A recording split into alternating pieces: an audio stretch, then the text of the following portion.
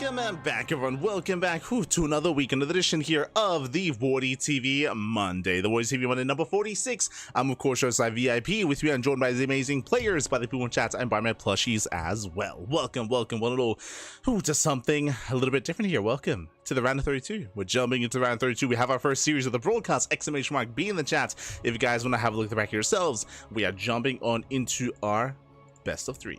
Let's go. Just fixing up the initial players here as we have our first matchup. Is going to be a best of 3 between Ragnar and Eva. Let's go. Of course, not your typical Eva, the Protoss Eva, as we are jumping in este Eva, as spawning in the top left hand corner. We have the we might have to remake, actually. Oh, no. Never mind. Okay, we're good. We're good to go. In the top left hand corner, we do have our Australian Protoss, where we have the red Protoss. It is Ragnar. Rolling Protoss. In the bottom left hand corner, we have his opponent. We have the blue Protoss player himself, representing the planet Heroes. It is Eva. Este Eva. Here we go. He's acting like as if he's not playing his main race. True. Este Eva. And again, if you're in the chat, you know what time it is. It is Gamba time. Predictions are open. Place your bets on who you think will claim the series. Best of luck in the chat. Let's jump into our PvP. Eva coming in as a heavy favorite, and we'll see how Ragnar can pose a threat. Let's see. Oh, as we do have to get rid of the tuna. My apologies. Do have to get rid of the tuna. Este tuna. Ay. We are going to be settling in. And again, hope everyone's doing well. Hope everyone has been having a great day and a great start to the week as well. It's been a pretty intense day here. Not gonna lie. This is busy day. Crazy. To a point where I can't even expose my chest. Oh my god. Not like this. For now, though, we do have initial PvP. For now, we are going across the map. We do have initial gate cyber expand, a greedy opener here out of Eva. Likewise, Ragnar setting up for a gate expand as well. Even greedier here. Gate into an expansion before the cyber core. Insane greed out of Ragnar, and actually 2 gate opener. Oh god. So a delayed 2 gate opener here. No cyber core. Shaky build here from Ragnar. And Eva, so far, he's looking solid. He's looking solid. From here, we can go for his tech of choice. Delayed Cybercore here out of Ragnar's. He ideally wanted to expand. Once again, Eva goes in for another block. Oh, God. So a really shaky opener here out of Ragnar, and we'll see if Eva, we'll see if he can excel. We'll see if Ragnar can maybe punish him. What I will say when it comes to this setup, it is less than ideal, but he can try to turn this into a 1-base all-in and try to punish Eva. The problem is that Ragnar hasn't scouted. Oh, no, sorry, he did scout. He knows. Yeah, he's aware of the opener. He is aware of the opener. He does know. Behind this, his gateway is finishing up, getting to a cyber core, getting into kind of a 2-gate opener. Nexus now on the way. We're stumbling into our builds. Meanwhile, we do have the initial Stargate, the tech of choice here from Eva. Going Stargate into Oracle to deal economic damage down across the map. Let's go. It is going to be moving out.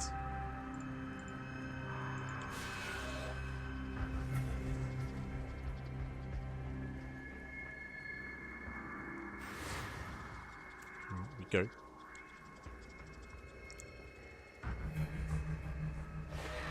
As the Adapter does move out. Likewise, extra gateways on the way. 4-gate setup out of Ragnar. Okay, bold move. Throwing down 4 gateways. Hyper aggressive, hyper committed here out of Ragnar. Being on that many gateways that quickly, I don't think he can even afford a 4-gate setup at the moment, but he's getting there. At the same time, Eva does get in. Probe's going to be going down, getting 1 worker so far. He gets 1. He gets 2. 2 probes falling. Ragnar is setting up the proxy across them. Again, I do feel like the best chance that Ragnar has is to go for the all-in. We got to commit. That's been going ham. Oracle has arrived, and this is becoming critical damage. Sure, on the one hand, we can set up for an all-in, but right now we have 0 economy. 0 economy, 0 income here. As so many probes are going down. Getting 14 workers, that is game-ending damage, and now Ragnar, he cannot afford his gateways. He cannot afford to actually pump out for this many gateways, to pump out from this much production. He just has no economy. He's down to 8 workers, 8 probes in a dream. Let's go. We can warp in like once. We can oh god, he's going for the proxy robo. It's gonna take a long time for that to come online. And here comes the second Oracle. We're going to kill every single probe. Every worker does go down. And from here, Eba's just chilling. Eba from back home, we can just throw down shield batteries, build on more stalkers. He already scattered all the gateways, so he's aware that maybe there's a threat to a gateway explosion. Cybercore still soon to finish up. Both Oracles survive, and Eba here is looking very comfortable. Looking very comfortable back at home. Getting a third base as well, which I feel like is a little bit unnecessary, but sure. I mean, yeah, getting a third, just securing himself. Securing his position.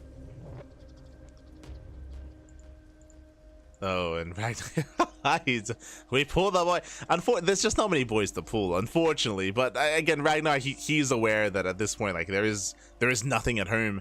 There is no kind of bouncing back from this. So let's go. We pull the boys. We got what? We have 1 Adept, 1 Stalker, 1 Zealot, and 6 probes. Oracles, they move in. There's nothing to kill. There's nothing back at home. And he's fine. He's perfectly fine here. Guys back. GG gets called, and Eba, he will take game number 1. GG. Whew.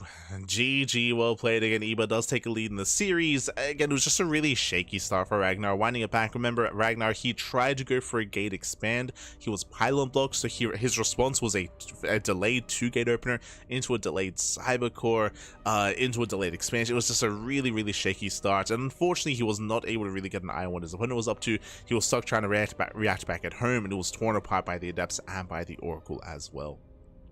So just a really rough start there for Ragnar, and hopefully he can tighten things up as we get into game number 2. Bearing in mind that Ragnar did play random, true, so he doesn't have to rely on just his Protoss. He can land on his main race. His main race is going to be Zerg, so he could rely on that. Likewise, we'll see if we get random versus random. We'll see how Eba feels, how confident he feels stepping into the ring here. We'll see. Or if he commits to Protoss, or even switches to Zerg. For now, we're getting into game number 2, and we'll see what our players have in store for us, and what races our players commit to as well. Where are we dropping? Where are we dropping?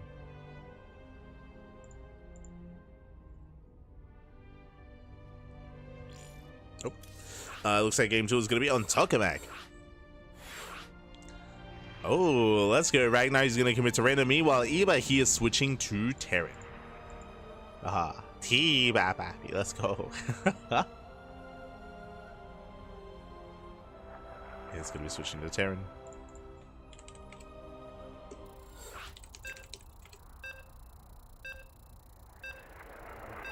Eba tossing again. He of course. His main race. But here we go. We're getting into that second game. Going to be on Tokamak. Going to be on one of the larger maps of the map pool, and we'll see how Eba will approach this. We'll see if he does open up standard, if he goes for a bit of a cheekier start instead, and we'll see what he's even up against. True. We'll see what Ragnar lands on. Meanwhile, we'll be getting into the rest of the bracket momentarily. After this match, after the series, we'll get there. There's a lot to get into in regards to the player base itself.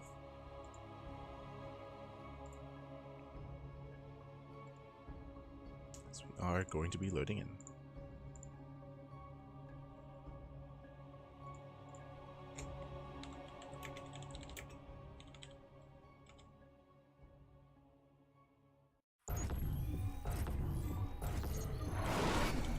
And spawning in the bottom right-hand corner of Tokamak, we have the red Zerg player. The random landing on his main race, landing on Zerg. Oh, representing Infected from land of Australia, it is Ragnar. And spawning in the top right-hand corner, we have his opponent. We have the blue Terran player himself, representing the Platinum Heroes. It is Eba.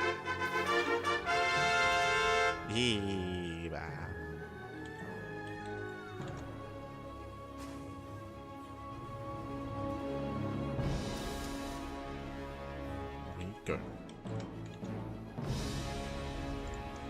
As now we are going to be calming things down. Settling in.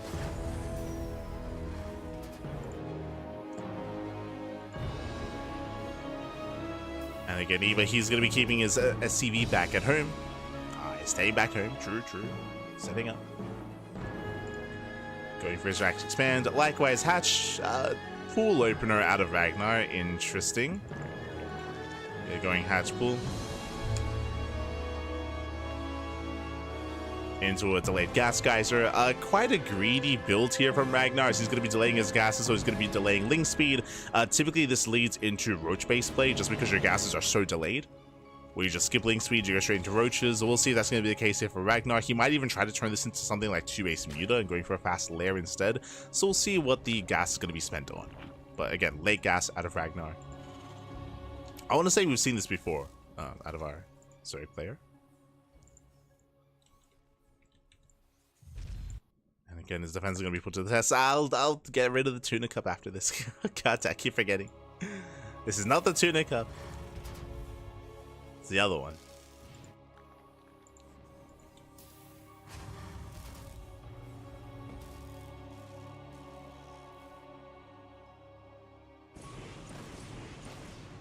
As usual, Reaper is moving out.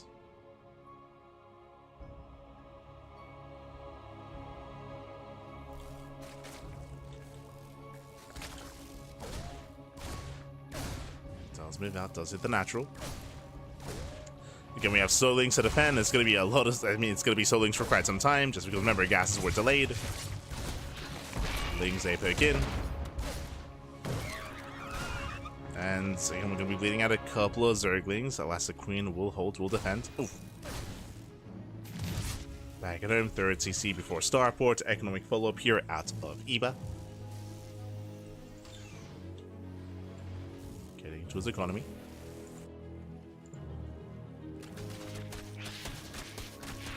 And we're pulling out of gas. Okay, so we're getting into link speed, pulling out of gas. So late link speed here out of Ragnar, but we are pulling out, so we're not going into an early Roach Warren, we're not going into early Lair.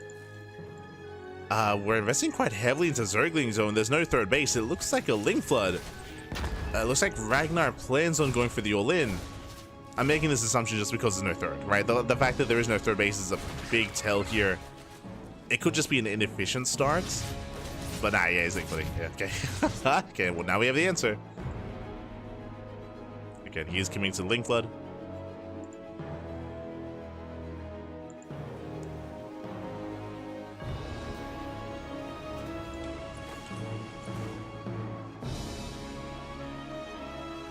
And we'll see how Eba is able to deal with this. I mean, Hellions are already going to be ideal.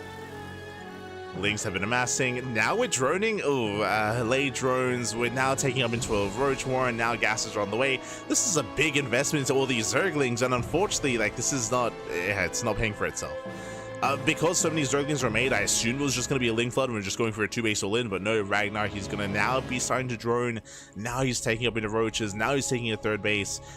Basically, all these Zerglings did set him behind. So Ragnar does fall behind here, and Eba, he's going to be enjoying mech. Oh boy. He's going to mech it up here a second, and now a third factory is on the way. Is going into battle mech, and he's going to have a good time here. Oh no. Not like this. As Eba does move out across the map. It's possible that this army, here and now, may just do critical damage. It is possible.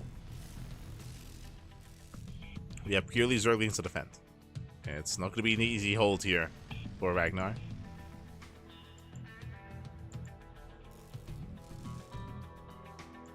It's not going to be easy.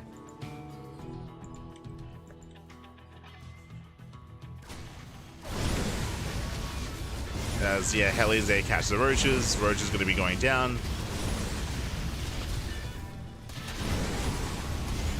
Lings, they will get us around. Nice catch here on 3 Hellions. 3 Hellions do get picked up. And we at this point, we're all in, right? At this point, this is an all-in. No droning here at the third base. Barely any drones here at the natural. Just Ling Roach all in here out of Ragnar. It's all or nothing. He does beat out a lot of Zerglings. And back at him, we can see, but he's walling up. He's walling up. He's walling up. He'll be ready to just lift his CC. And it is important that Eba, he did scout this ahead of time, so he's aware. Is building up. Ragnar, he had a nice catch on some Hellions. But he needs more than that.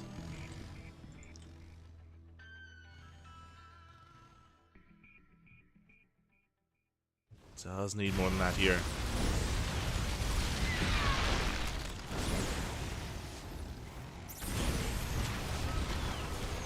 does kite back.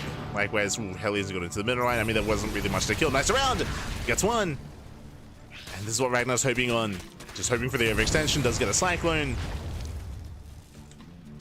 And oh, doesn't quite get on top of the army. Lings ate the third CC.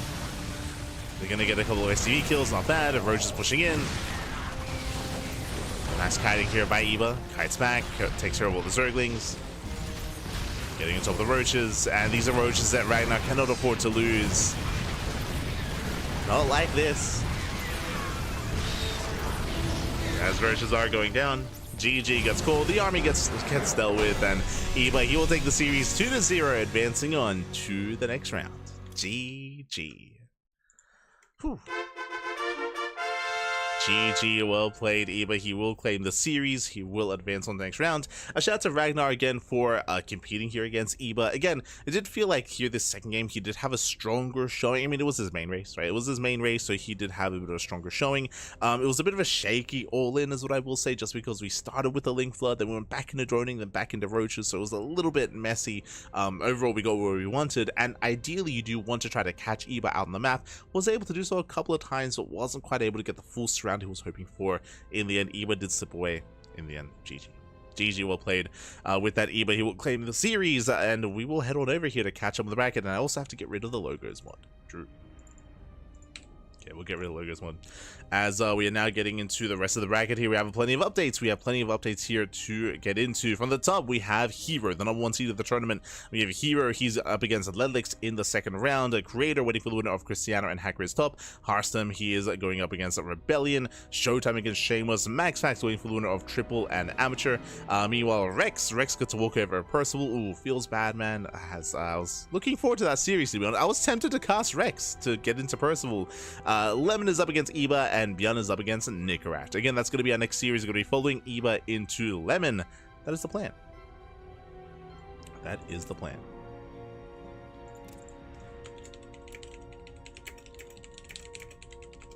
So we're going to be following Eba into Lemon. Otherwise, GG, well played as we enter the round of 16. And we are going to be going on a short break. We're going to be going on a short break here. When we come back, we'll have a next series. We'll have that ZVP. I'm assuming Zerg versus Protoss, but Eba could always play Protoss instead. And this could be a PvP. So it could go one way, could go the other. We'll see soon. We'll see soon. Otherwise, we're going to be going on a short break, and we'll see you guys after the break with our next series with Lemon and Eba. See you then. See you then. Happy. See you then.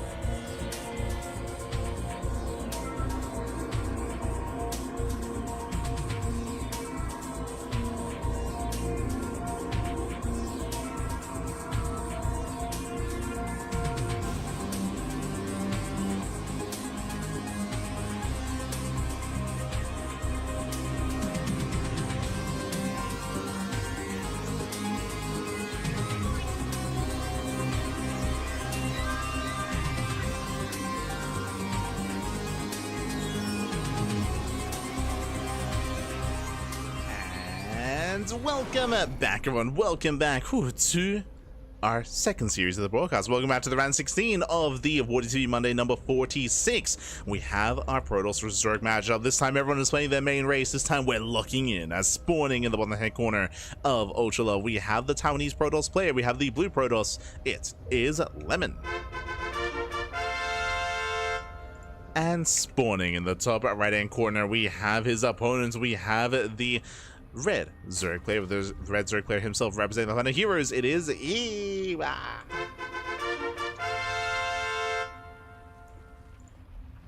We go.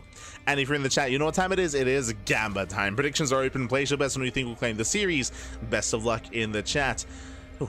Here we go, as this is going to be an interesting matchup here. I will say this is going to be a more difficult one to really follow here, or a more difficult one to actually predict. I do feel like Eba and Lemon are quite close in skill. I might actually lean a little bit more towards Lemon. Eba, you know, he's one of our boys, Pappy, true. But Eba, he has been very inactive. He's been very inactive. He was messaging me earlier, talking about how washed he is. He's too clean, Bob. He's too clean. He's not dirty, not anymore. So he was talking about how he's been taking a break from the game, taking a break from StarCraft. He's been going on vacation, so he has been a little bit less active as of late.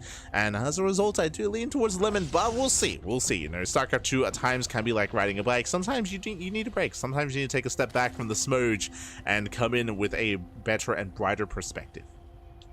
So we'll see if Eba can recover. Well, I mean, we'll see if he can prove it to him and to us as well that he of course can take it to Lemon. I'm here for it.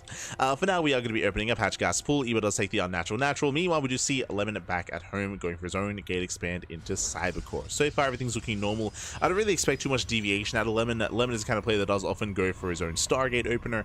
Stargate into a third base, into a standard mid-game, or a standard setup into the mid-game, and mid-game is typically where he deviates. That's usually how Lemon approaches this, but we'll see if he goes for any other crazy tech, if he goes for a Rover or a Twilight Council. Based on the pylon location, it looks like a Stargate. For now, though, we're settling in. Now we are settling in. There it is, tech of choice, Stargate. Stargate opener out of Lemon. Likewise, we do have Eba main-nodding over towards his third.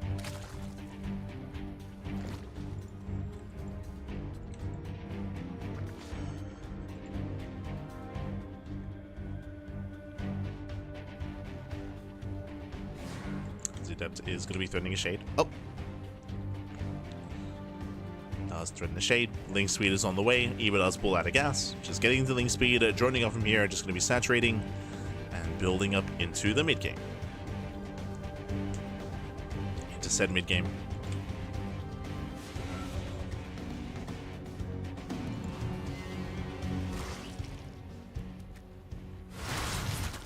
We have two adepts. To do get into the middle line. So far, Chudron's going to be going down. That's okay. Damage, but the depths are going to fall. There's no shading out of this. So not the most ideal trade here from Lemon. Likewise across the map. Lemon will expand.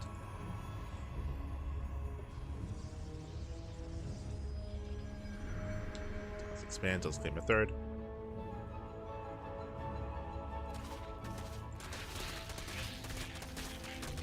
Likewise, eBay is here to at least spot it. To spot the third base, to force the Pulsar Beam. Pulls back, again saturating his own third. Or I guess natural. Claiming his third base as well. And so far, no major economic damage. So, I mean, Eba sure he lost 2 drones, but he was able to kill both adepts. Meanwhile, Twilight Council follow-up. That is going to be a slightly earlier Twilight Council. We'll see if Lemon has anything devious in mind for us. Do we go for... I mean, so far, I don't see a Forge. Yeah, no Forge in sight. Without a Forge, with extra gases being taken, are we feeling Glaive Adepts or early Blink? Which one is it going to be? It's been a long time since I've seen something like an 8-gate 3-way solo with Blink Stalkers, so I'm leaning more towards Adepts, but that's going to be extra gateways being thrown down. Jesus. He's getting up to 6 gates. They're getting up to 5. So 5-gate setup. And it is going to be Blink.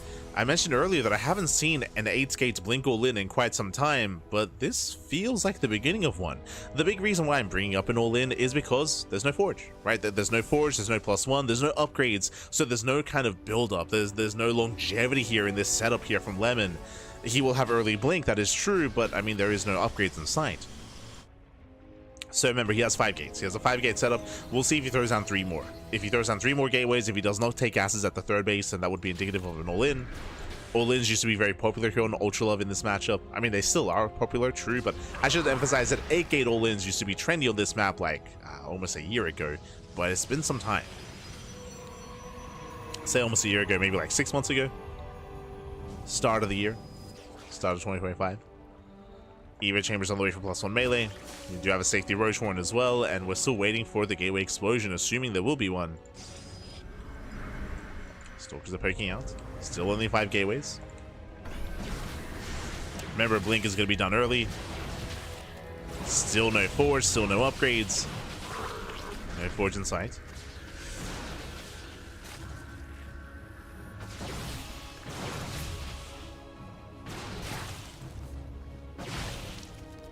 +1 in range on the way, not melee. I mean, with that, we do have access to Roaches, of course. Stalkers are going to be poking in. And gases are being taken. Okay, he's taking. Lemony's taking up into Storm. Lings are engaging. Decent surrounds here on these Stalkers, but nice blink control here by Lemon. Here does blink away. Stage traps, they go off. They shut down the Zerglings. Ooh, and the Queens are exposed. Yeah, Queens are exposed. We have 24 Zerglings on the way. Queens have to back the hell up just to survive. More Lings are amassing. Stage traps are running out. Okay, not bad. But again, the blink control is actually quite brutal here. Have we lost any Stalker? One! Like, I haven't seen a Stalker go down. One Stalker has fallen. Ay, ay, ay. Lemon, he will not lose another Stalker. Does have to be careful though. I mean, the Stalkers are getting quite low. Hydras are building up. Eba, he's holding. Eba, his droning at least has been preserved. He hasn't lost many workers. We're still only on 54. Only 54 workers here. Ay, ay, ay. Not much of an economy. Lemon poking in. Takes care of all the Zerglings.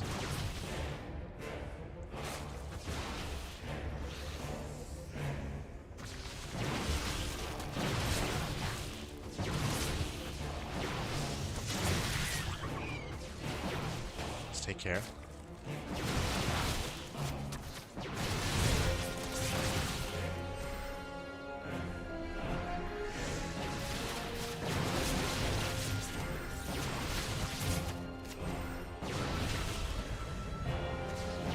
Still preserving all these Stalkers. There we go. The Hydras, they have arrived. The Hydras have made it.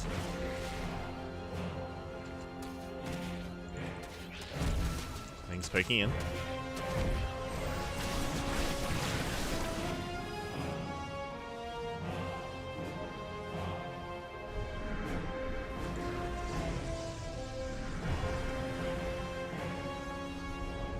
They poke in, they're going to be forced back. Lemon now going to be reinforcing. Storm is now ready.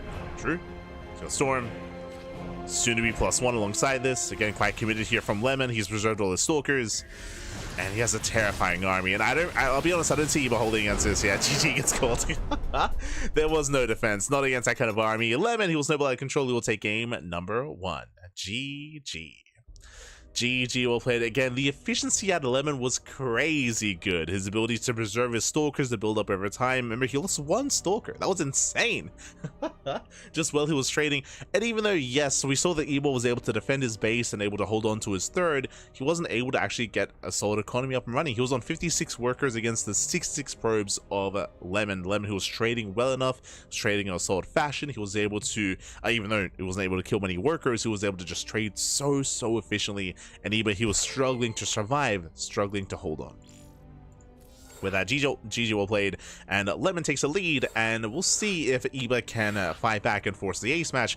We'll see if Lemon can run away with this.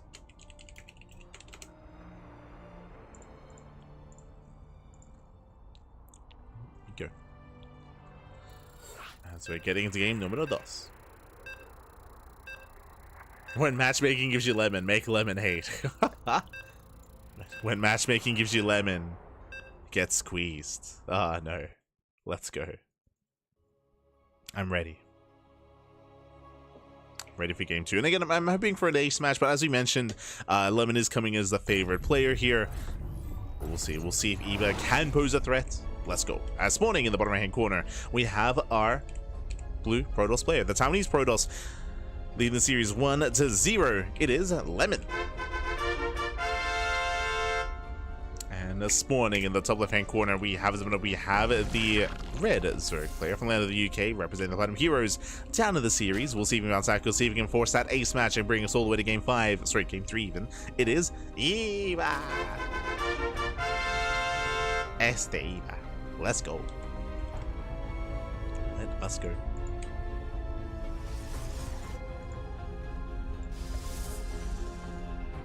So Lemon is going to be setting up.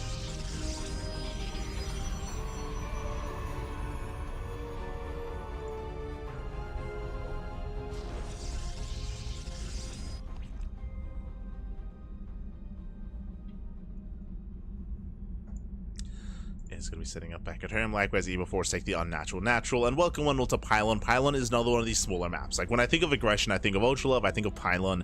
Both these maps do favor aggression, and Lemon, he wasn't necessarily all in, but he was very committed with his play. Remember, 5-gate early blink into a storm follow-up into +1 in charge. Like there were definitely layers to the aggression of Lemon, and Eva could barely keep up, could barely stay standing. We'll see if that changes coming into game number 2.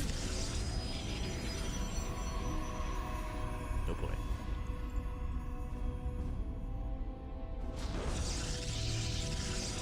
So far the openers are looking as they should.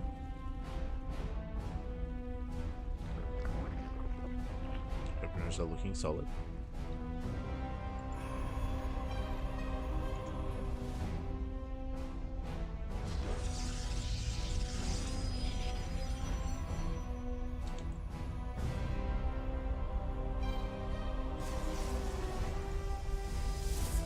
Players are going to be settling in.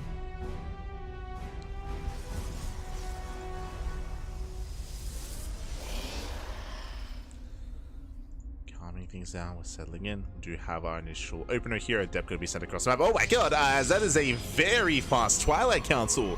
Insanely fast, before the natural's even done. I'm not used to seeing Twilight Councils this early. And Eva, he will scout. He will scout immediately. He'll get eyes on the council. Eva is aware. And this could be one of two things. Either we're rushing into Glaives or we're rushing into Glaives, because we are pulling out of gas. 2 and 2.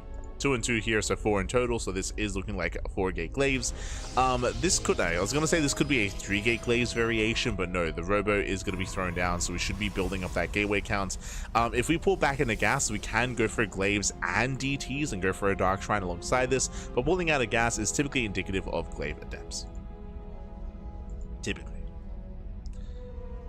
As again, we're still building up. As we mentioned before, like we threw down this council so early, so we actually can't. We don't have the gas to afford Glaives right now.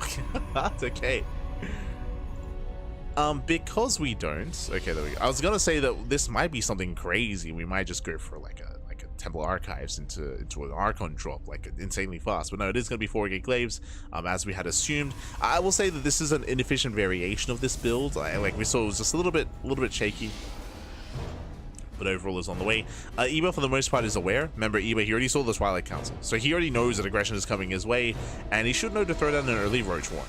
Speaking of, there it is. Sub 4-minute Roach Warren, so very well timed here by Eba. He is getting ready for what's to come. Here we go. Lings are fanning out, so they're being active. Their goal here is to keep an eye on the move out, to keep an eye on a War Prism moving out as well. Adepts are revealed. We have more Adepts on the way.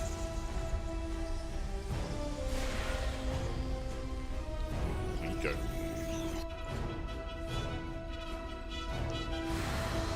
Lemon does push.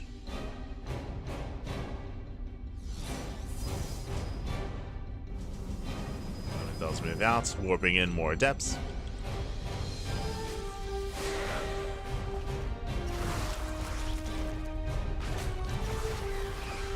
And with this so far, he does get into the middle line. Roach production has begun, but it's a little bit too late here. The drones, sorry, the queens are going down. Okay, 1, 2, or 3 queens. Lings, they cannot get us around. GG gets called. Lemon, he overwhelms. He snowballs out of control. And Lemon will take the series 2-0. GG. GG, well played. Unfortunately, but he wasn't quite set up in time. It was a really nice timed Roach Warren, I will say that, but the Roaches weren't quite ready, and the Queens got called out at the third base. Unfortunately, Eba, he was a little bit, he wasn't quite able to respond, wasn't quite able to preserve that worker count, that drone line. GG, well played with that. Congratulations, Lemon. He will claim the series. He will advance on to the next round. GG. I see in the chat, Classic taking some games with several Twilight Council openers must have made them cool again. I should reiterate that Classic went for Stargate openers into Twilight Council. This was straight Twilight Council, which is a lot more rare. This was very trendy quite some time ago, but going straight glaives like this is much more of a rare sight. And yeah, I mean, hey, worked out well here for Lemon. GG, well played. With that, he already has his next opponents. We are blazing through this bracket here.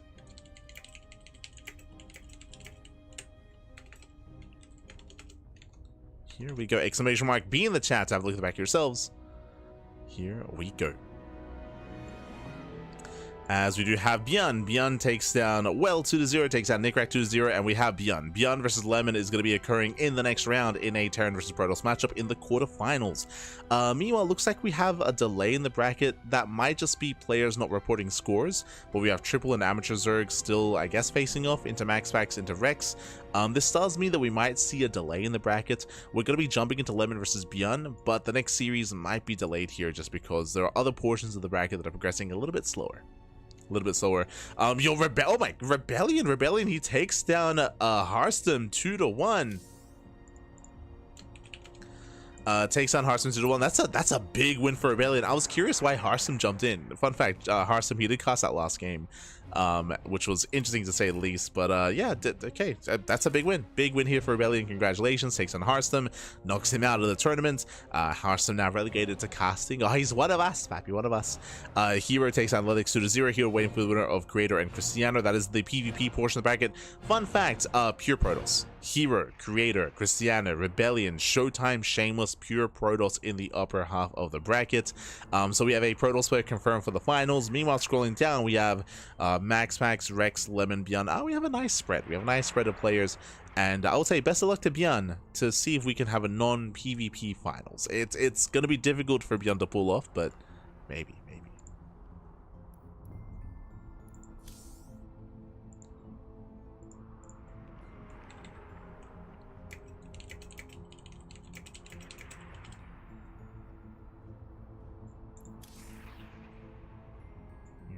Go.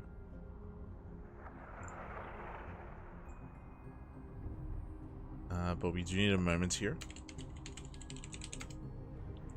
Quarterfinals. ByuN versus Lemon.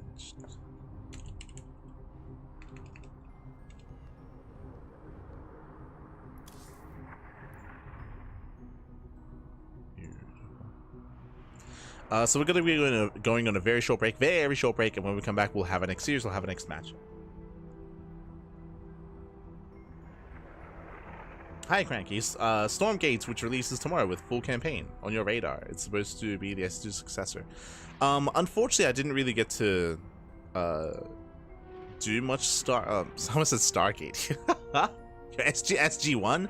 Unfortunately, I didn't really get to experience too much Stormgate. We were invited into the beta or the alpha, into one of the earlier builds, but at the time we had no time in our schedule to do anything with Stormgate. We were just casting every day, as always, right? Casting every day, multiple times a day. So we just had no time, which I feel a little bit regretful about. So we didn't really get to do anything with Stormgate. Same with Zero Space and Battle Ace, basically any RT. Tempest Rising as well. Felt so bad. So Tempest Rising, Battle Aces, Zero Space, Stormgate. Like I would have liked to have played a little bit with them, but we've just been casting non-stop, so we just haven't had any time to play any of these other games, unfortunately. So yeah, I mean, I wouldn't mind trying out Stormgate, but it depends on how much time we have. It depends if we're available, that sort of thing. So maybe. This is the off season of StarCraft right now because it's the off season of EWC, but we're still casting every day. like we're our schedule has not slowed down, not really. So, we still got a lot of casting to do. A lot of casting. The other thing that was stopping me from trying Stormgate for a long time was their inability to have custom hotkeys. That only recently changed. I remember, like, you couldn't customize your hotkeys not completely until like maybe a month or two ago, which is a big change, which is really good. But maybe we'll get around to it. Maybe. Clearly, we need a Stargate RTS. True. Clearly.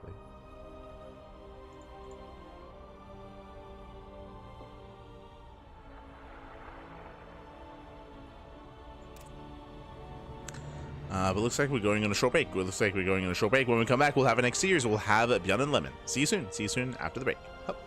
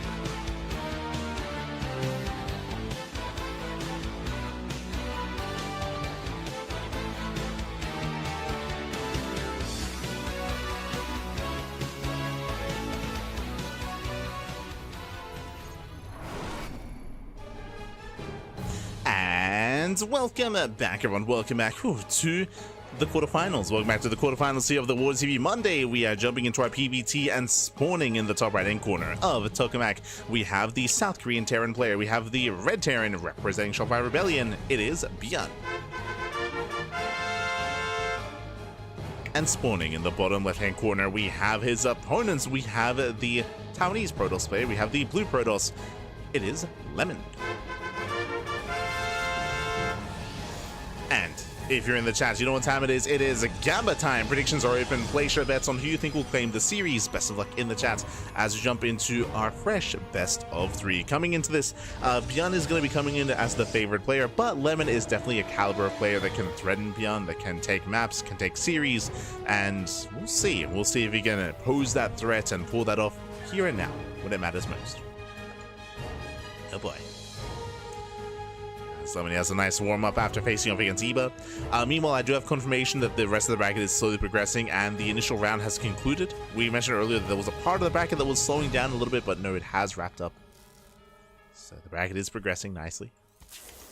No delays. A little bit of delay. So now we have a single gas opener out of ByuN. ByuN going for a faster CC on the low ground, going for the greater economy.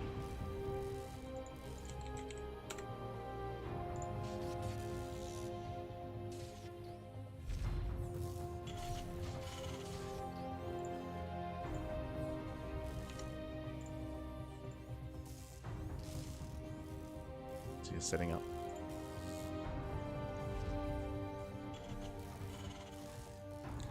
And so it is CC on the low ground. Likewise, we do have our factories being set up as well. So again, just standard economic opener here out of ByuN.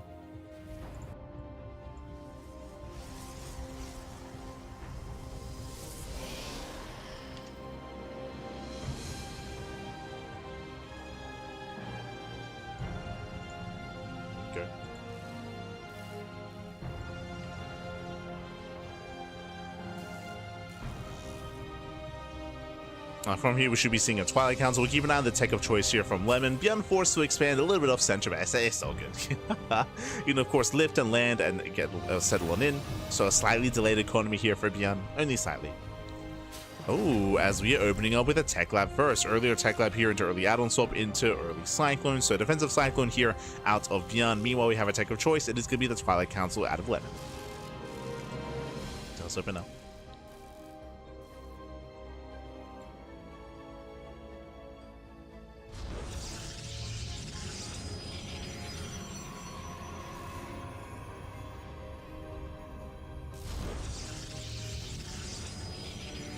Gates are being thrown down. So we have our 3-gate blink set up here out of Lemon. Everything so far looking as it should be. We could see extra gases taken of Robo as well. We could delay the third base even longer, which is more standard nowadays to go for a delayed third. But against a more economic start, I would say the Lemon, he can get away with some more greed here. And speaking of, there it is. Bird moves out, will expand. So Lemon setting up for the expansion.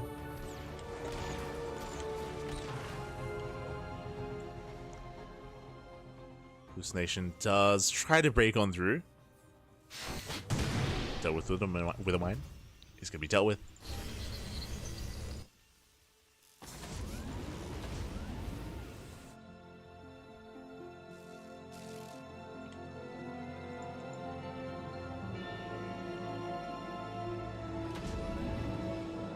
ByuN also moving out with his own drop.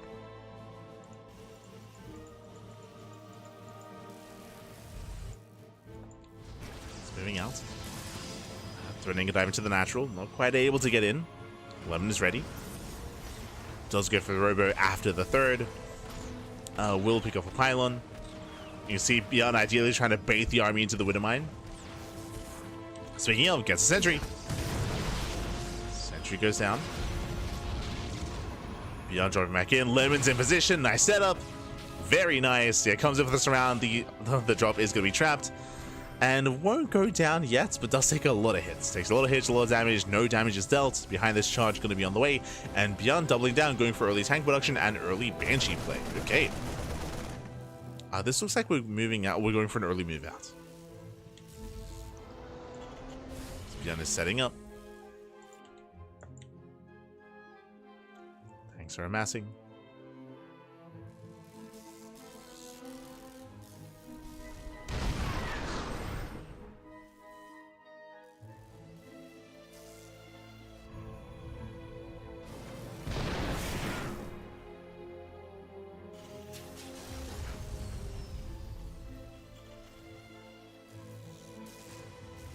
ByuN, he is building up his upgrades. Okay, so working towards Stim. Stim is on the way.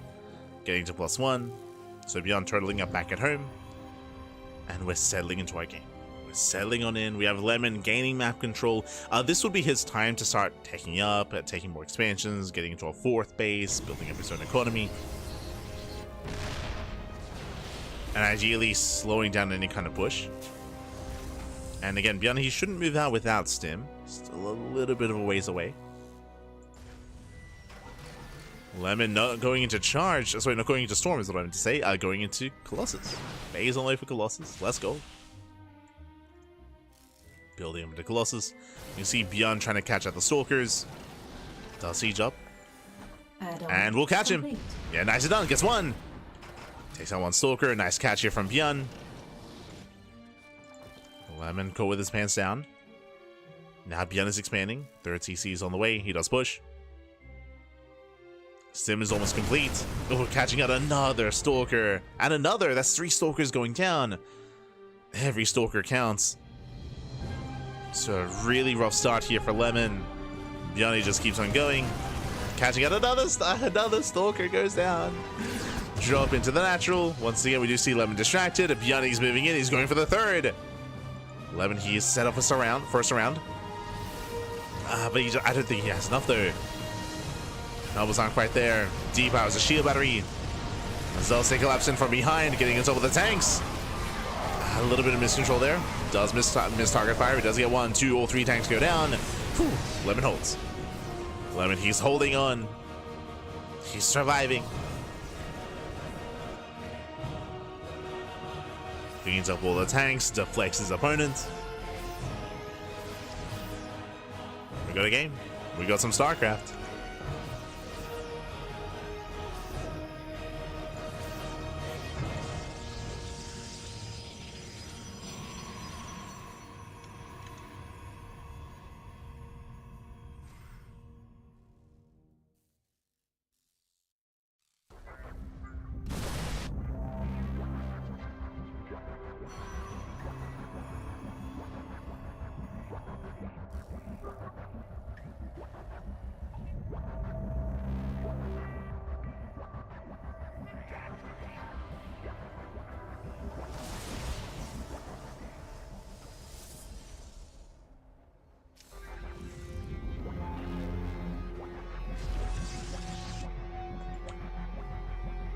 Just trying to poke out. So far, with enough Colossus and now with Storm finishing up, Lemony should be able to defend 4 bases. We spoke about this before plenty of times, but welcome to Tokamak. Tokamak is one of the more defensive maps in the map pool, and it can be very difficult to break a player on 4 bases. So we're locked in for the long haul. Like, we're from here, we can expand, we can get our 4th bases. I will say that the 4th base is late for Lemon, true, so late 4th base. We'll slow him down. Ideally, Lemon does want the greater economy. 4 CC now on the way for ByuN.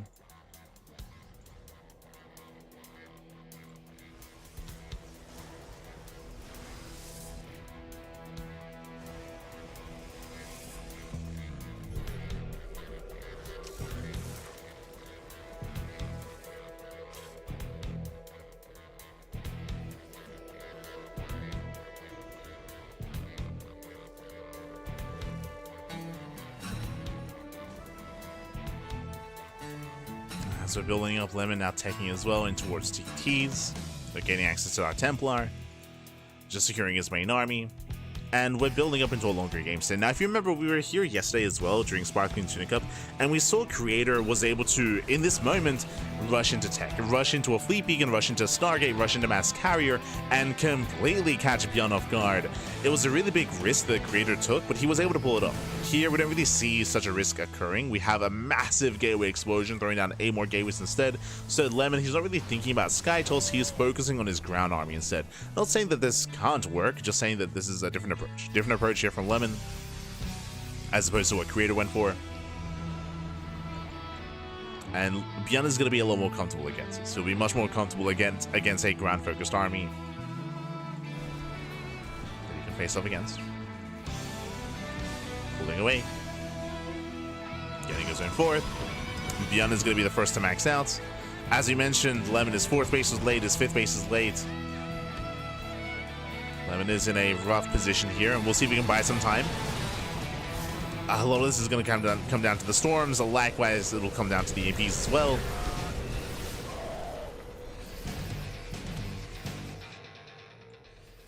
How many had Templar? 5, 6.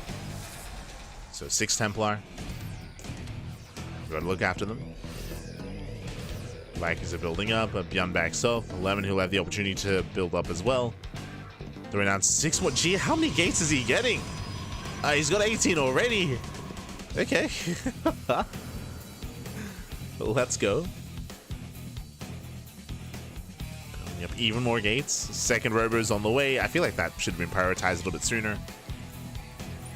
Second robo into disruptors.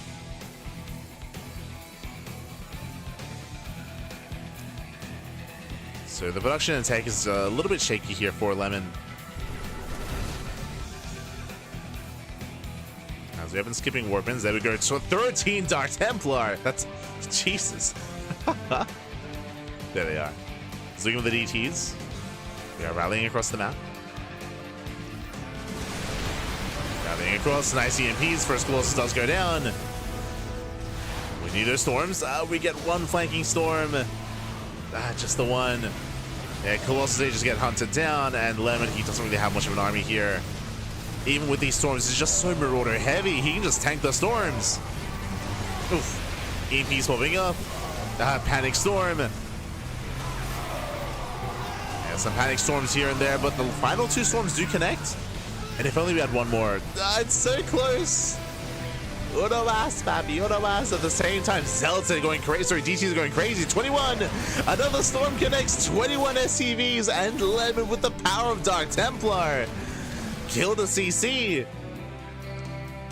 Yeah, he killed the planetary, killed the planetary, got the mineral line. ByuN, he believed that he could break through. I believed as well, but no, Lemon, he barely held on, barely survived. With that final storm. Let's go, Bobby, let's go. And here comes that DT hit squad. He's looking for another expansion. He wants it. Got spotted. ByuN, he can react. He can respond. Lemon is rebuilding his army. Now, this was an expensive loss for Lemon. As you can see here, Lemon, he has 0 High Templar. He has 0 Templar left. He's making 2 Colossus at a time. He has no storms currently. There we go, warping in 6 High Templar. So he's regaining his High Templar counts, and he needs time for those storms. He needs time for that energy.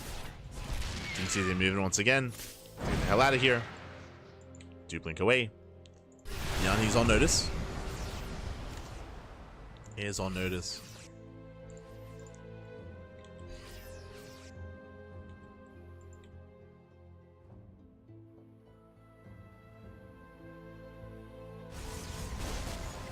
Oh, does he? Oh, he does see. Yeah, he does see. Does scan. Doesn't quite catch the Dark Templar. They do blink away. You can see ByuN in position.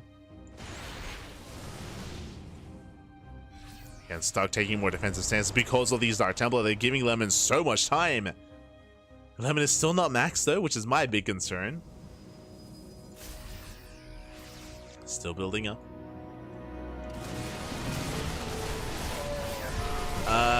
He does get one ghost. Two. Okay. Takes down two ghosts. Does blink away. At the same time, the main army's moving in. ByuN out of position. He has reinforcements. Okay, he does have reinforcements. Here come the storms. Nice TP.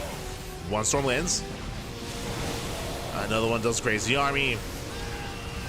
Takes down a couple of ghosts. Lemon has to pull away. DTs are moving back in. Lemon, he will lose both Colossus. Brutal losses there for Lemon. One Colossus left. DT does not go for the turret. Yeah, DT's on A move. Yeah, they're stuck on A move here, so a rough fight here for Lemon. Better storms. Oh, Jesus. God, does take the storms to the face. But those are the final storms. Uh-oh. Yeah, those are the only storms for Lemon. He needs more High Templar. They're just now morphing in. Going in between the bases. Catching a couple of Marauders. Trying to bust into the bases. He's getting caught out there, force a recall. Lemon, he can snipe the, yeah, he can snipe the Ghost Academy, not bad. That was the only academy. Nice storm. We're getting messy. We're getting very messy here. ByuN still stuck on 4 bases, but he is maintaining the economy. Lemon, meanwhile, is missing Warpins.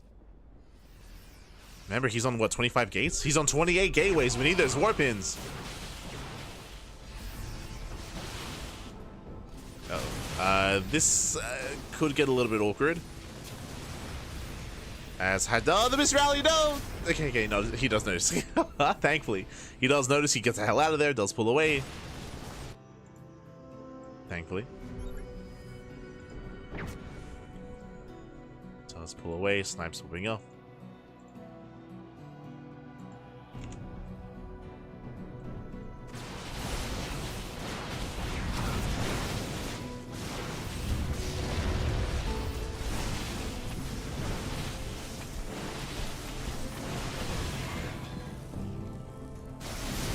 His way through, trying to.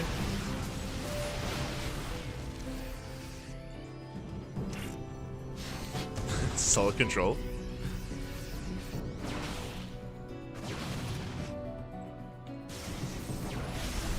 He defends back. Nobody's going for the planetary. One more volley. Ah, it doesn't quite get it. Barely not. Storm's not quite connecting. Templar getting impeded. There's one Templar left, no storms.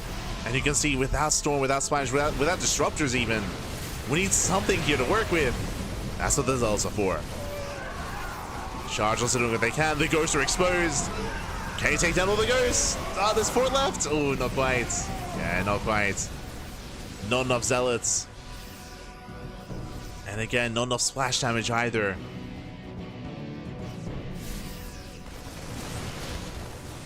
I will say that the Viking count is low enough where Vikings are a little bit more viable again. Sorry, Colossus, I should say, are more viable again just because of the low Viking count. Lemon going for the counterattack. It's important here that ByuN, he does take an expansion. Fresh mining base. Lemon can't let that happen. As he's moving in though, ByuN, he's racing back home. We get an okay storm with the Marauders. Okay, Stalkers have to get the hell out of here. Does try to pull out.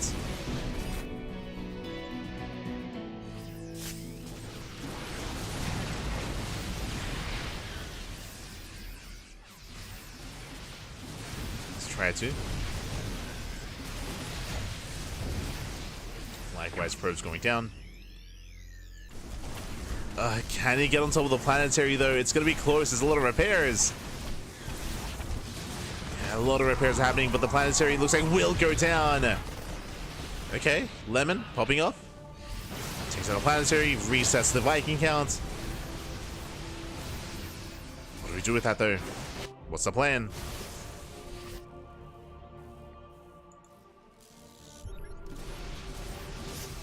Lemon coming in from behind.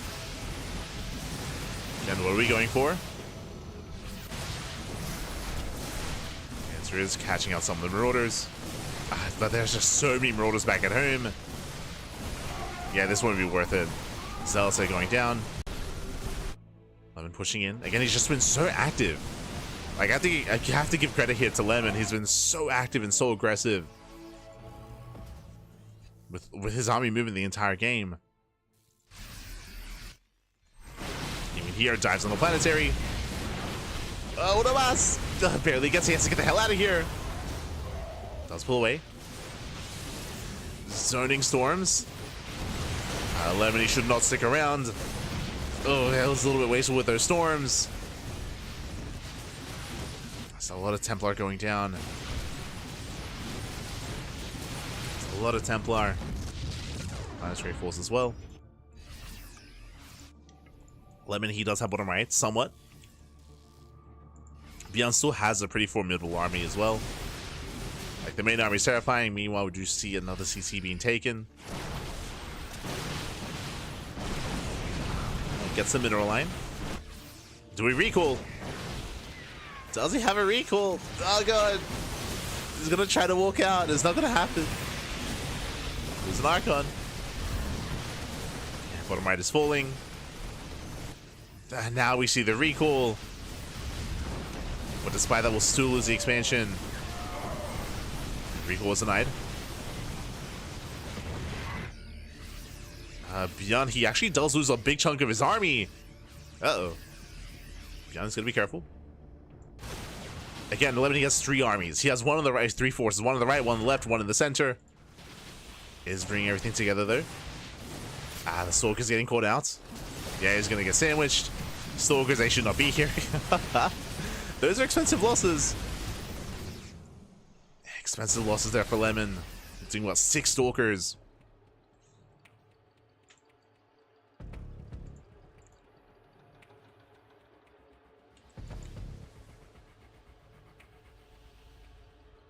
Lemon trying to move back in. He's maxed out. And Lemon, he might have still just done this. Like, so much of this game is predicating on the fact that ByuN can't expand. Like, ByuN, he's running out of money. He's running out of money here at the 3rd, running out of money at the 4th base as well. If ByuN can't expand, that's game.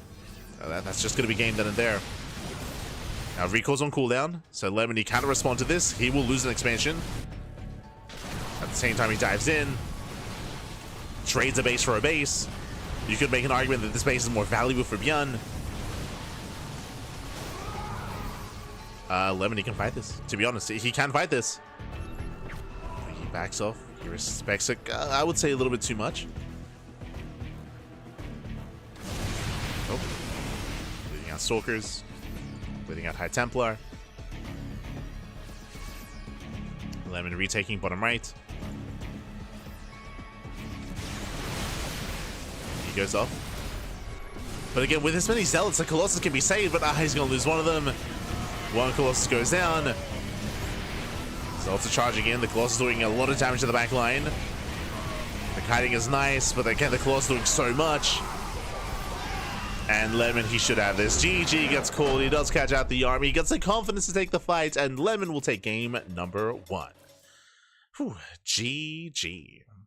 GG, well played. Lemon does take a lead in the series, and we'll see if Lemon can claim another game here. Again, ByuN, he did have a very hard time maintaining his bases, maintaining his economy. Lemon was just so aggressive and so active on the map. Remember, he had 28 gates. He had 28 gateways, so going for non-stop Zealot run-wise, Dark Templar counterattacks as well. Lemon was being so aggressive on the map, and ByuN, he was somewhat keeping up, but not enough to preserve his bases. Not enough to preserve his economy. That's what killed him in the end. He had no economy, he had no income. He was overwhelmed. GG. GG, well played, he was overwhelmed. And with that, want to amass one more game is all that Lemon needs to claim the series. Let's go. Here you go.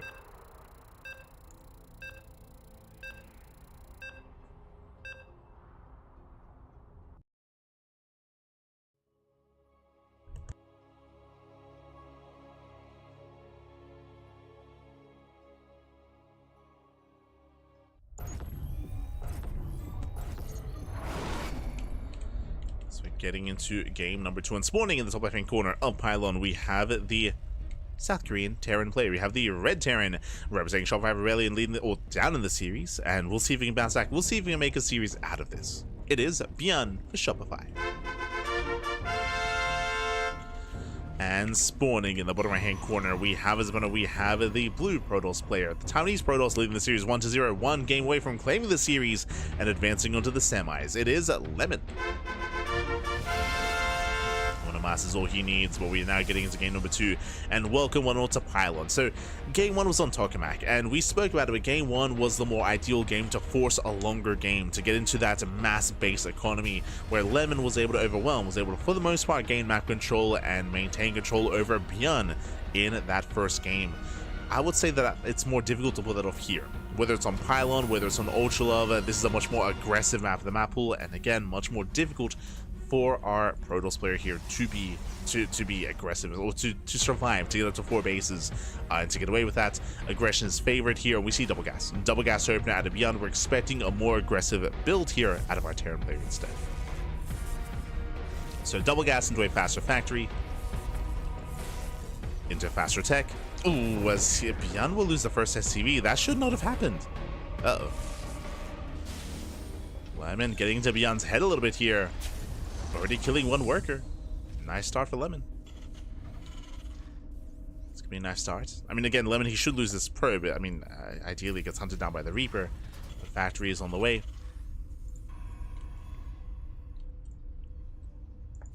Here we go.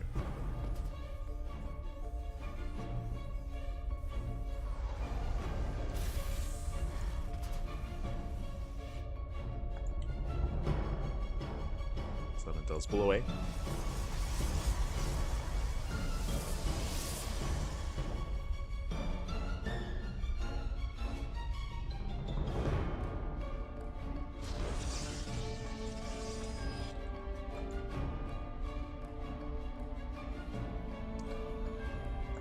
Go.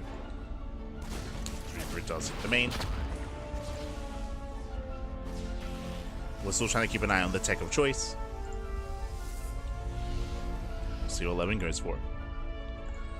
Likewise, CC on low ground. Remember, delayed TC. So far, we're going for the faster Widowmine into Widowmine drop. From here, we can go into early Tech Lab, into early tank production, early Cyclone, or add-on swap into Banshee play. Show us what you got.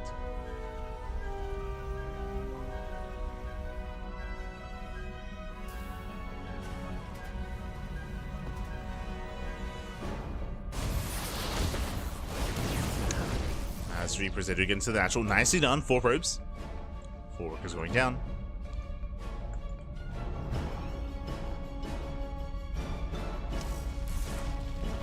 Gets 4 workers, pulls away. Likewise, Mine Drop is in production. And ByuN, he's already had a strong start. He's already had a strong start here, catching up 4 workers. And again, we're expecting more aggression, more activity here at ByuN.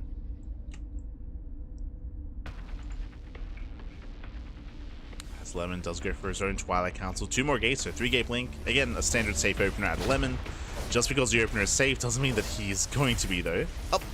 Does get us around. It gets 1 more probe, but look at the trades here. 5 workers, 1 Stalker here for 2 Reapers and 1 Widowmine.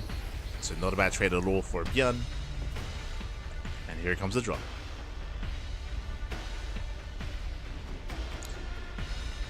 As the Widowmine drop is moving out.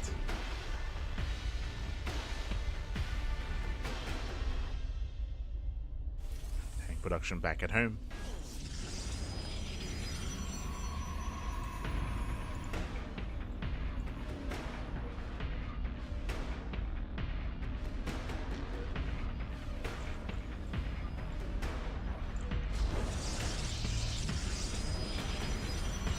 Lemon in position. Good response.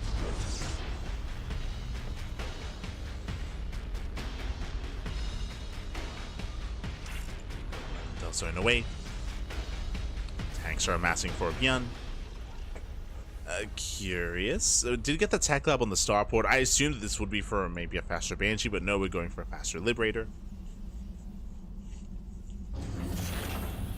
Does open up Liberator going into an add-on swap. Okay. So no Raven, no Banshee. Going into earlier sim instead. Much earlier than last game.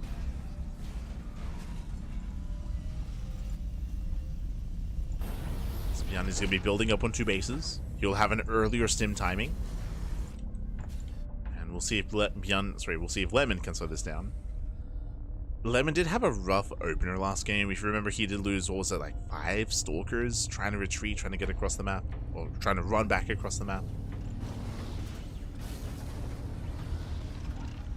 So hopefully Lemon is a little bit more attentive this time. Once again, just following up with charge, as to be expected.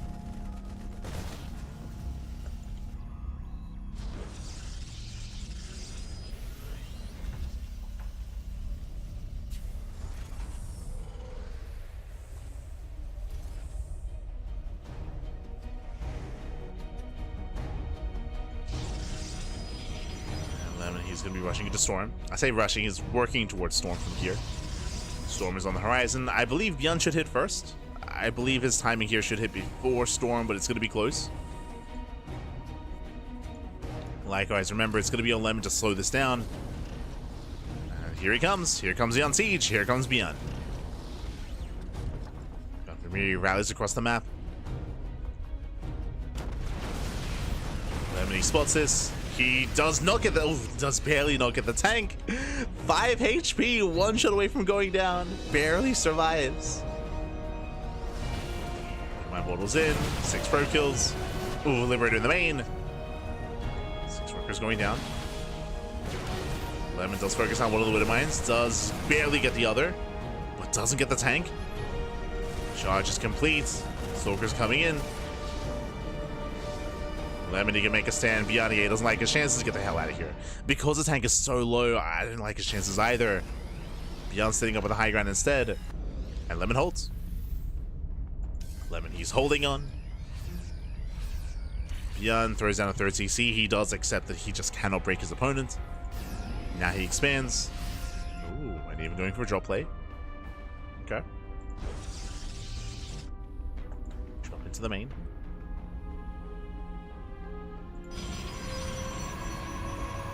Somewhat in position.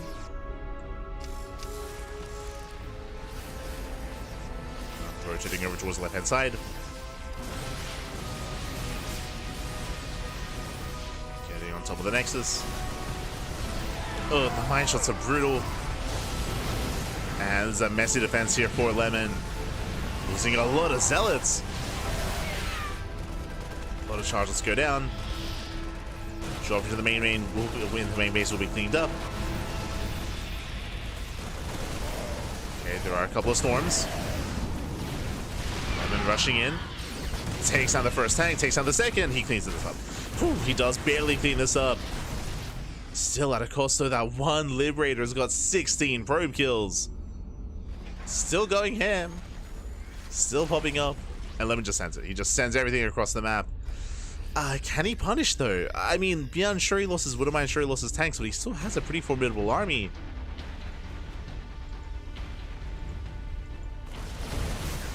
Oh, we get an okay Storm. That Liberator is still alive, still out there.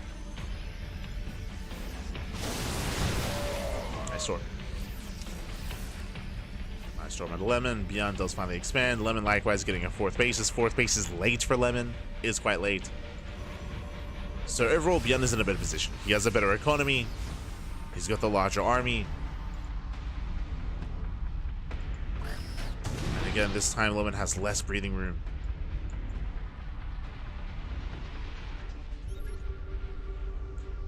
Lemon needs something to go his way.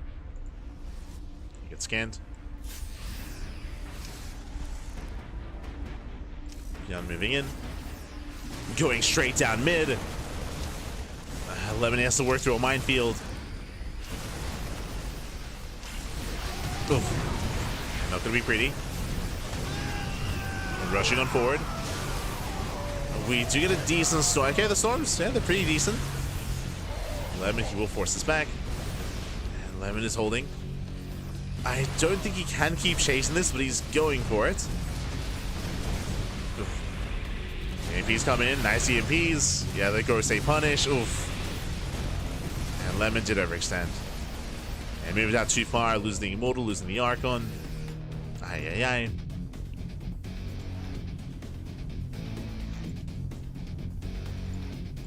I don't like this. Yo, it's got 22 kills, no shot. I was gonna see the 16 kill Liberators back. Oh my god, finally he goes down. Insane amount of value here, that one Liberator. And ByuN, he's just overwhelming. He's just overwhelming here. As I mentioned before, just this map just favors ByuN so much, or favors the aggressing player. It's even that much more difficult for Lemon to stabilize. That's the power of Pylon.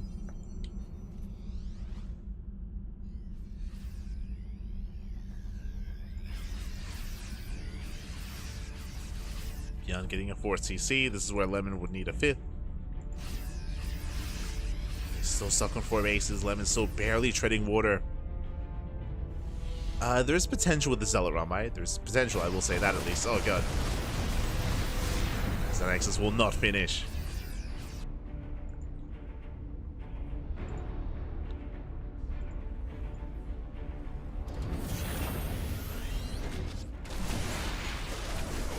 Finishing up. Zealot run by gets a Ghost, gets a couple of SCVs. Lemon out of position, he's all in. At this point, Lemon, he's completely all in. He's going to go for it, he's going to send it here and now. Spending a little DPS on the CC. Yeah, wasting DPS. My army sims in. Wants a Colossus, goes to the High Templar, and he gets everything. Yeah, at this one he should get everything. The Templar, the Archons, the Colossus as well. GG gets called, and ByuN, he does bounce back. Ties up the series 1-1. GG. Whew, we are going to the ace match, and again, as we had assumed here coming into Pylon, aggression is heavily favored. Typically, Terran is more favored on Pylon because they can be more aggressive, more assertive. It is much more difficult for the defending Protoss to actually get away with a 4th and 5th base, and we saw ByuN just leverage that, able to apply pressure, able to not stop, and claim the game.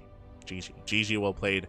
And we'll see what map 3 is going to be. That's what I'm most curious in here. Who's going to be favored coming into game 3? What map we're going to land on? Where are we dropping? Where are we dropping?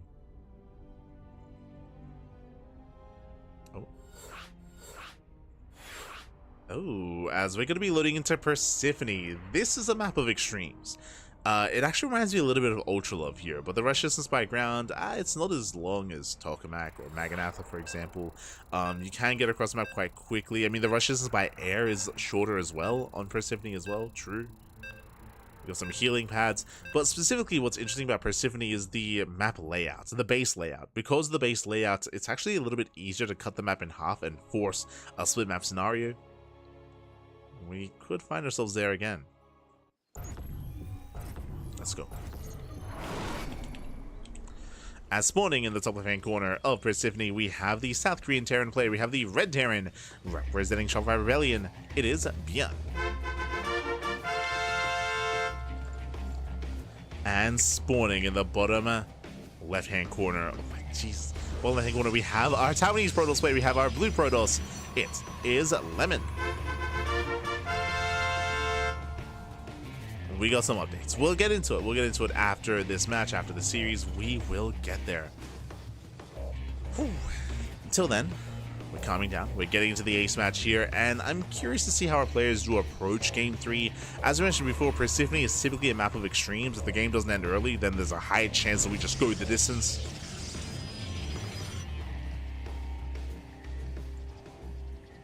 Do go all the way. As we do see ByuN going for an economic opener. Okay. Calming down, settling in.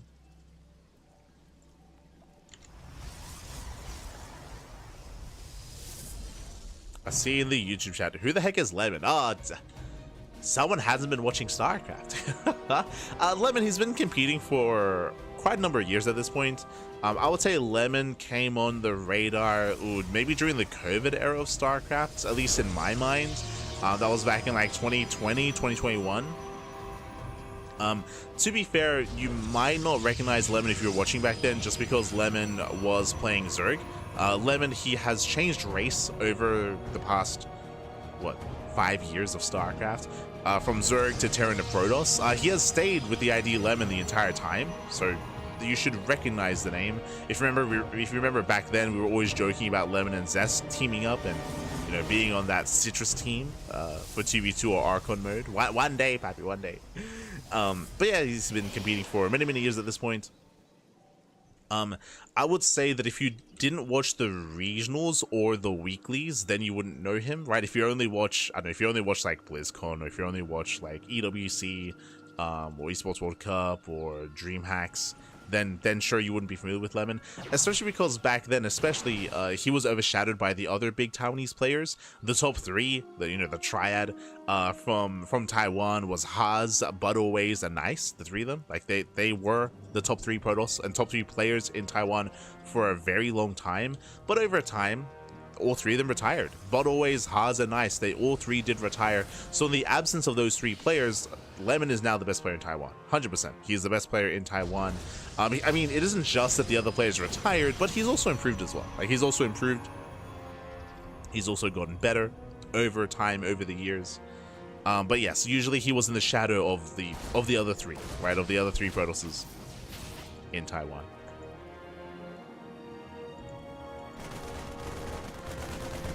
In their absence, he can thrive. True. Can thrive.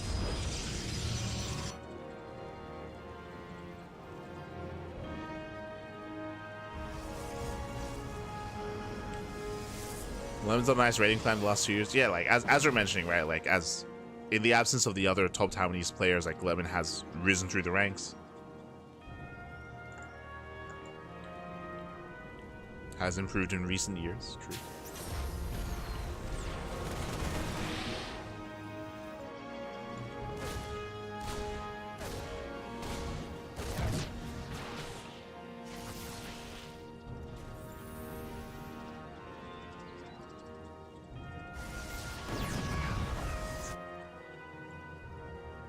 Now ByuN is moving out.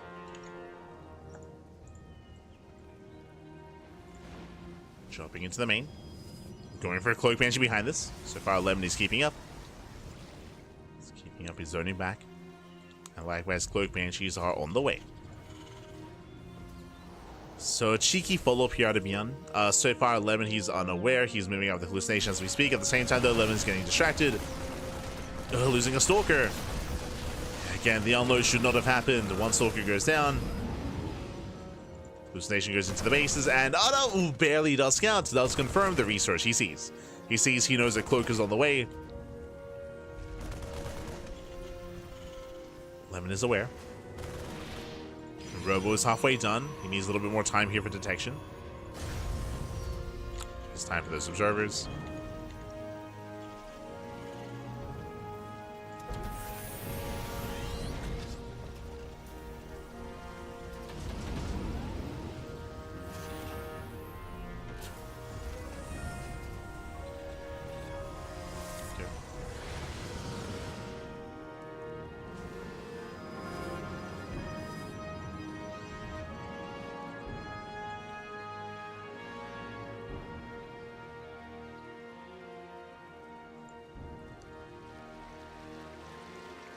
ByuN is moving in bottom right. Remember, Lemon, he's already aware. He's already aware of those Banshees.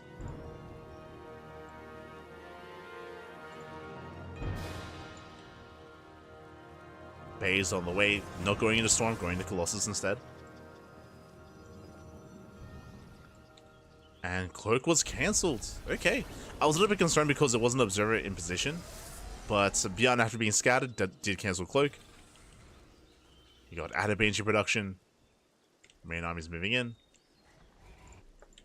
And Lemon, he is not aware. You see he's fanning out some units. And again, Lemon, he has to slow this down.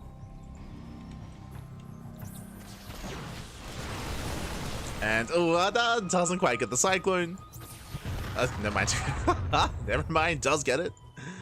Cyclone goes down.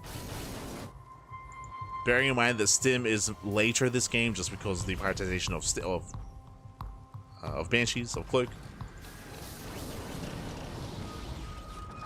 And ByuN backs up. ByuN, he pulls away, he retreats. Meanwhile, Lemon is he's secure on 3 bases. He does need a 4th though.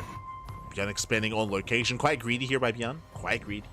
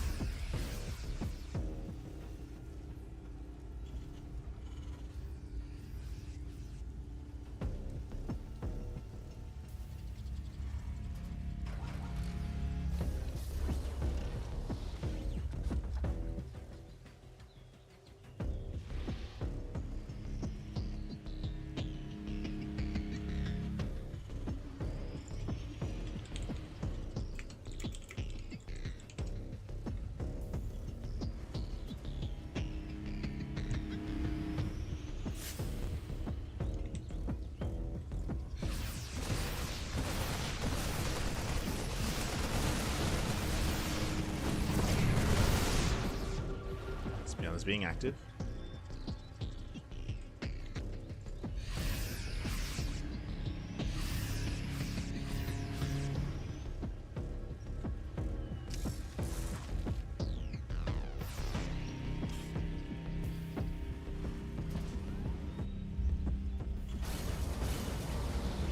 ByuN, he's was at least trying to be. Spots the army, backs the hell up, and we're slowing things down. Slowing things down.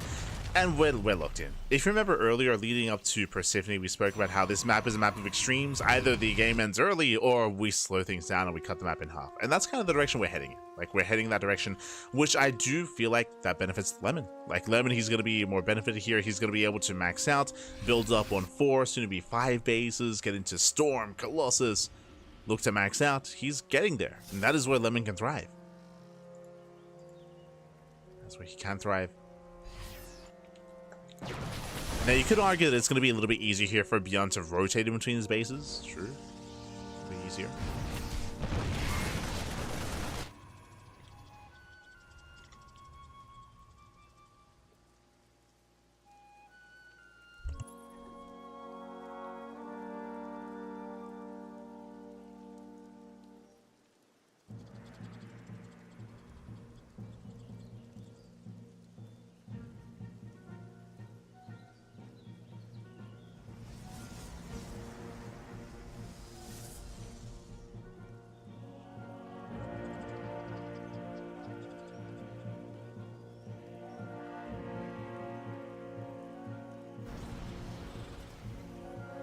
So we're going to be here for a while. ByuN, he's turtling. ByuN, he's just turtling up. Getting a 4th. Getting into his own Viking production already. Getting into 2-2. Likewise, Lemon, I appreciate that he's double expanding. I do feel like his 5th base is late. So later 5th base here, but at least he's getting into a 6th as well. Working towards Dark Templar. And looking to max out.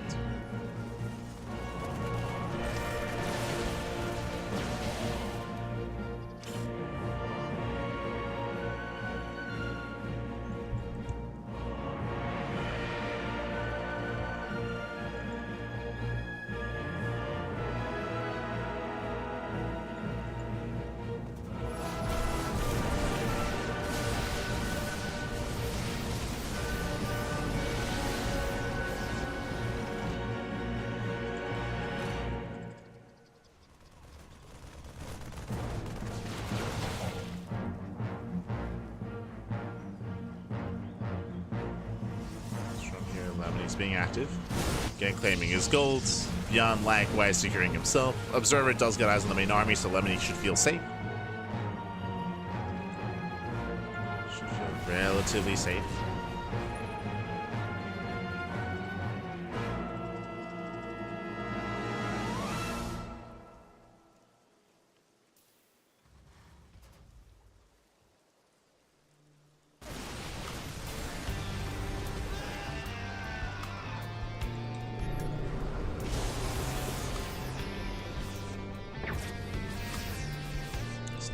up with storms. Not quite able to connect.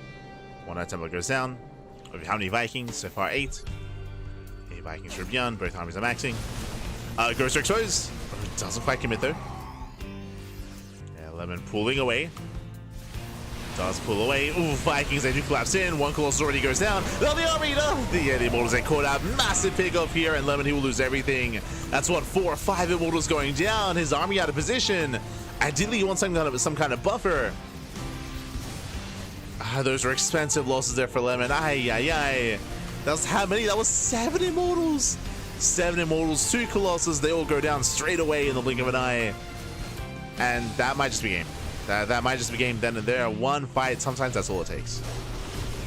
Sometimes that's all it takes. ByuN taking a massive supply lead. Ay, ay, ay. And again, that should not have happened. Just a miscontrol there out of Lemon. Mispositioning. And he will lose everything. He will lose everything. Stalkers, they try to come in from behind. But again, they're being punished. And ByuN has done it. ByuN, he has done it. Breaks through the main army, breaks through the expansion. Again, Lemon, his arm will split in half. And not the correct way. And GG gets called. There's no defense, there's nothing to hold on back at home. ByuN, he'll snowball out of control and take the series 2-1. GG. GG, well played. Again, it was a pretty passive game, all things considered. Like, we were slowly building up, slowly amassing our armies. But again, we saw that ByuN, he was able to catch out the army of Lemon. Lemon's army was split in half. He had no support for his Immortals, no support for the Colossus, no support for anything. GG. GG, well played. The army was cut in 2, and ByuN does advance on to the next rounds. And I believe we already have our next series. Let's catch up. Catch up on the bracket. Let's figure out where we are headed. There we go. We have our 2 semis, and the question becomes: is Wardy already in a series? That is the real question. We did have a couple of crazy results though from the top. Something that I was not expecting. I mean, we have been on the Shameless hype train, of course, for a couple of years at this point. True. But Shameless, actually, sorry, it was a little bit off screen here. Let me just reveal the round of 16. Shameless, he 2-0'd ShoWTimE. Big win there. Shameless takes down ShoWTimE 2-0. And with that, we have a crazy result. Likewise, Creator takes down herO. Oh my god, the upsets in the PvP. Rebellion took down Hearthstone, and Creator took down herO, and Shameless took down ShoWTimE. Some crazy upsets. We knew there was going to be a Protoss there in those finals, but which Protoss was the real question? And yeah, with that, GG. Creator and Shameless, they're facing off in the upper semis. They are facing off. Meanwhile, we can head on over here to the lower semis. MaxPax and ByuN.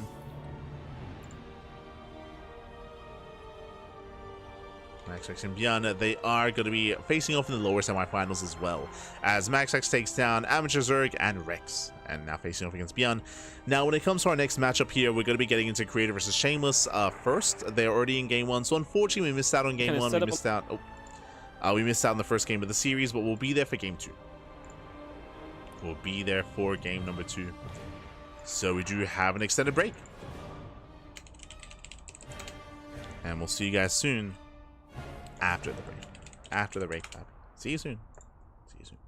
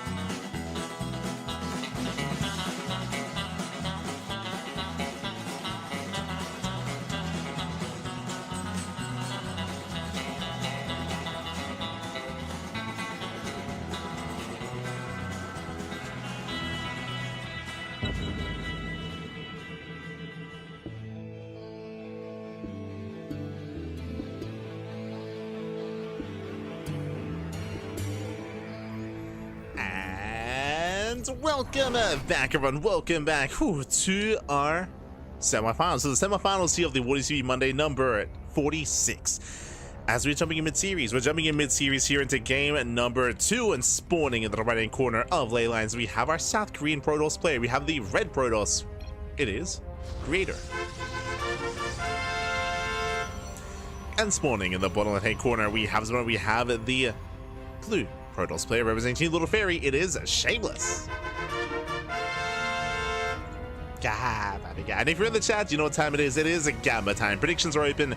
Place your bets on who you think will claim the series. Best of luck in the chat as we jump into this matchup. And again, we're jumping into game 2. Unfortunately, we missed out on game 1. Game 1 already began when we were wrapping up the ByuN series, ByuN versus Lemon. So we missed out on the first game. It was a very intense game on Pylon. I can say that. I want to say that Creator went for an all-in, but I did miss the start of the game, so not entirely certain as to what occurred. But Creator was hyper aggressive, and Creator, he did overwhelm. And now we're settling into game number 2. Let's go. So far, we are going to be opening up. We have a 2-gate opener here out of Creator. Meanwhile, Shameless, likewise, 2-gate opener as well. So far, so good. So far, everything's looking as it should. Let's go.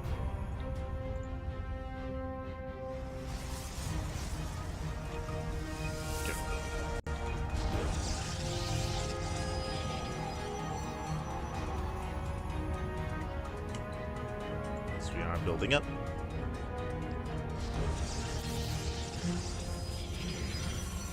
So building up back at home.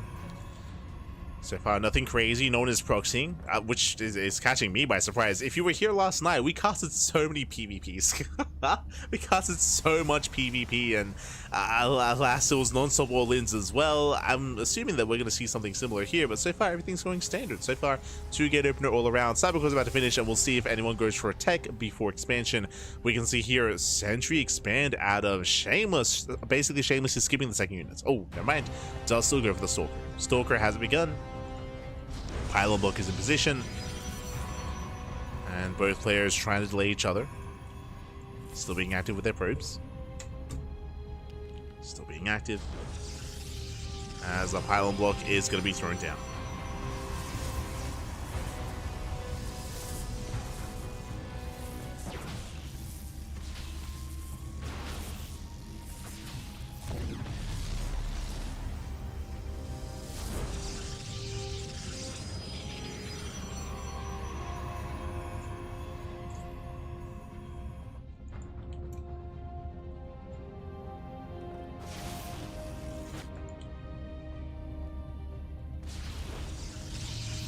Creator, he does go for his tech, so he goes for the expansion first, followed by the Twilight Council. Meanwhile, Shameless going for his expand and setting up for a proxy here. The probe is going to be sent towards the bottom right-hand corner of the map.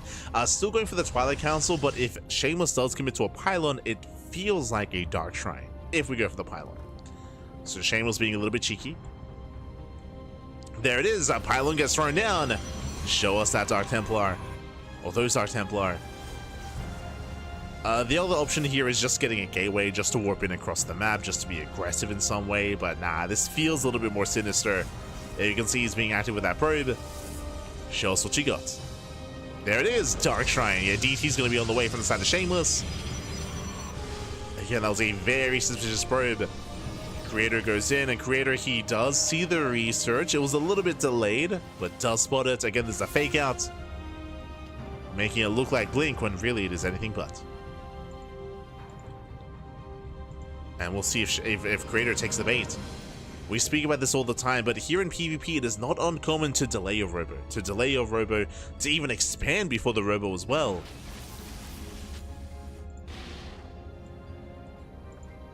And we'll see if Creator... Yeah, he's going for it. Oof. Probe is moving out. He's setting up for the Nexus, which means no robo. No robo, no detection. And that might be game. It's going to be close. We should still be seeing a robo after the third, but it's just a very late robo, and there's a big window in time where damage is going to be done, and I still don't see a robo. No robo back. Again, there's no reason to get one, is the problem. Oh, going for the forge, going for +1. Spotter pylons being thrown down. Here comes that hallucination. Shameless, he's about to confirm that there is just 0 detection. And here comes the Dark Templar. Ooh, they can just end the game. They can straight up just end the game. A robo just now begins. It can be targeted down if Shameless so chooses. You'll have one Dark Temple for each base, for each mineral line. He's moving in. He peels off his units. Creator, does he notice? No cannons. I mean, there's no forge, and probes are going down. They're getting one shot. GG.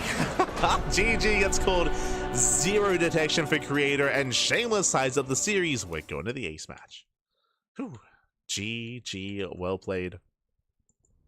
We are going to the ace match. Whew. And we'll see how this story ends. We'll see how this story ends here as we're going all the way to the final game. Again, it is not uncommon here. We've seen herO die to this. We've seen MaxPax just insta GG to what? To DT's walking in, right? As we mentioned, it is not uncommon to skip your to skip your robo. And we saw the Creator. He was trying to scout, trying to figure out what was going on. He saw the Twilight Council. He saw it researching. He believed that he was safe to be greedy, but as we saw, was anything but. Anything but. And with that, we're now getting into game number 3 here, and this can still go either way. Of course, Shameless was very cheeky with that build, and it's not going to be possible. I mean, I doubt that we're going to see that happen again, but you know, he might even try to get into the head of Creator a little bit. Might be able to pull that off.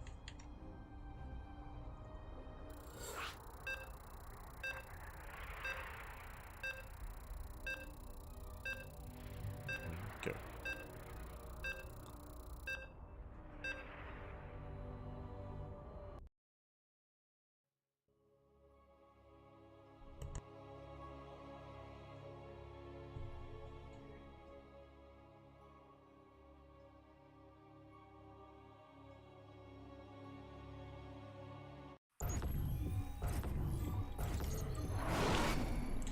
As spawning in the bottom left-hand corner of Tokamak, we have the red Protoss player, the red Protoss player himself. We have the South Green Protoss being forced into the ace match. We'll see if he can bounce back. It is Creator. And spawning in the top right-hand corner, we have his opponent. We have the blue Protoss player representing Team Little Fairy. It is Shameless. Student chat, where is prediction? You already predicted. What do you mean? what are you talking about? Predictions, they already opened, they already closed, and you already predicted. No.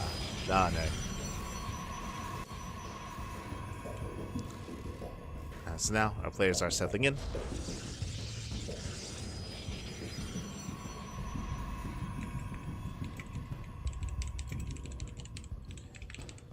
And we'll see if we commit into a proxy, if we commit into any shenanigans.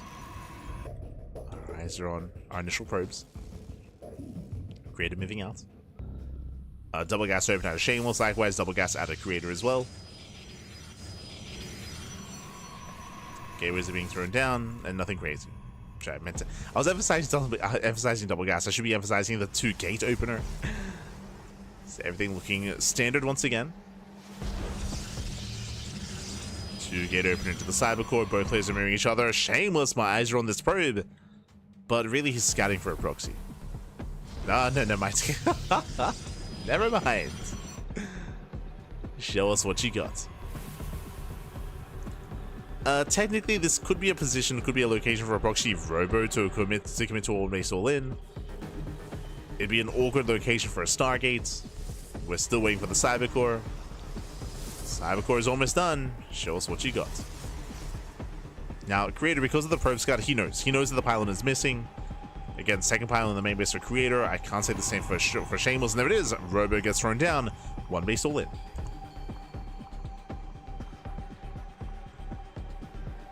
One base all in out of Shameless. Creator, he's searching. He's looking. Nice read here out of Creator. He commits to a defensive robo. Very nice read. So Creator going for a very safe follow-up. So if he was being proxied, he'd be able to shut it down. So Creator, he has the tools. He has the tools to defend. He has the tools.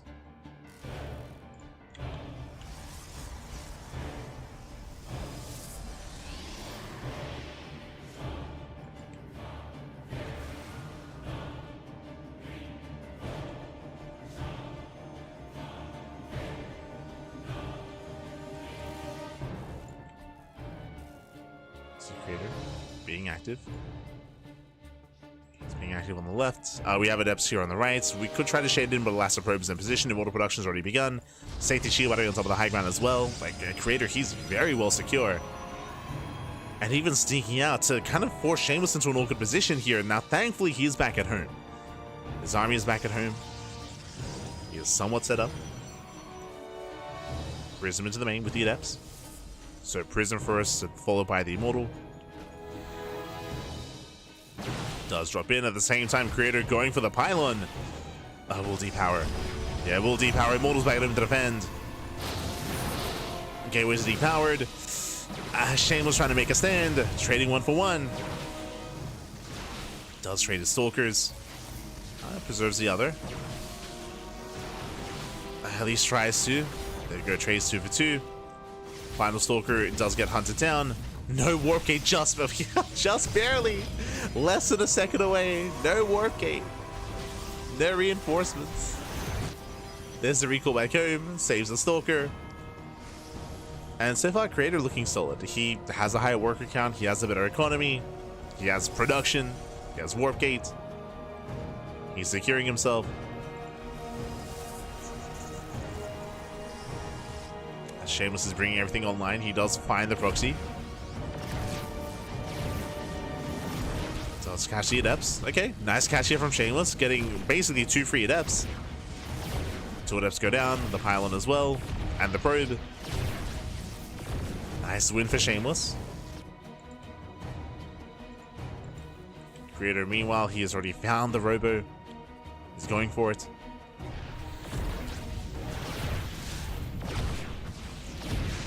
And the armies, they pass by. Yeah, they pass by each other. While Creator's busy with the Robo, Shameless is going straight for the main. Straight for the main base. The main base is vulnerable, is exposed. There are some reinforcements back at home. Yeah, he's got play. He's got force fields. Loving the Adept Shade.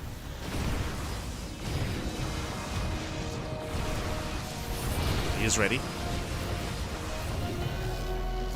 Lose one of the gates. One gateway goes down. Creator still going across the map. He thought about it. Let's get a nice force field. We do see Shameless trying to juggle over. Oh, bit of miscontrol. Yeah, the Immortals are late to the party. Adepts, they're the first to go down. Yeah, a bit of a fumbled attack here from Shameless. A little waste of DPS. I'm saying that though, he does warp in. True, does warp in. Trying to work his way through. Oh god, he's still got 2 Immortals. Oh, he's running out of steam. Yeah, he's running out of steam, running out of army. 2 Immortals, 2 Stalkers left. He's forced out of the main, forced to recall back home. And Creator is running away with this. He's running away with this. Shameless, he had to keep going, but he just couldn't.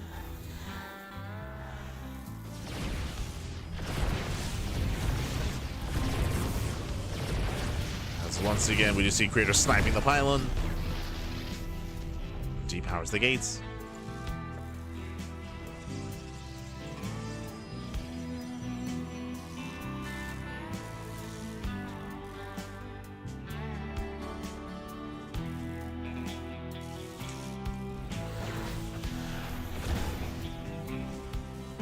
Yeah, it's not Creator. He breaks out. He breaks out. He's going to snowball out of control. Creator up in supply, up in economy. I mean, equivalent economy. But has a massive supply lead. He's got almost double the army supply. And I don't see Shameless stopping him. Don't see it happening. And Mortals, they rush in. They focus down those Stalkers. The Feasts, they take down the Prism at least. Okay, Prism goes down. Defensive Immortals. Lifting up one of the Immortals. Nice target firing. It's still a messy fight. But Shameless, he's fighting his heart out. Nice control. He juggles back. Once again, another lift.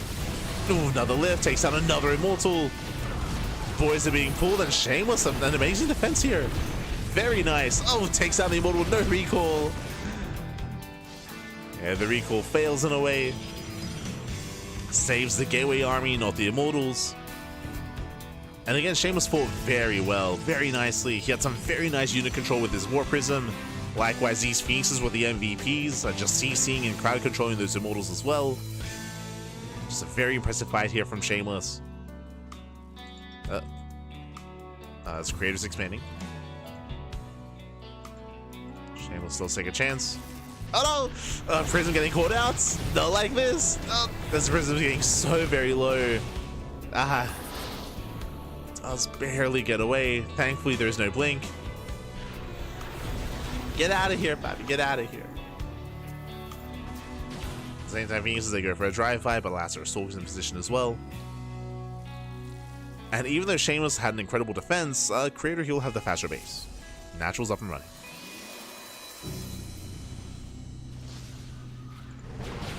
Natural is up.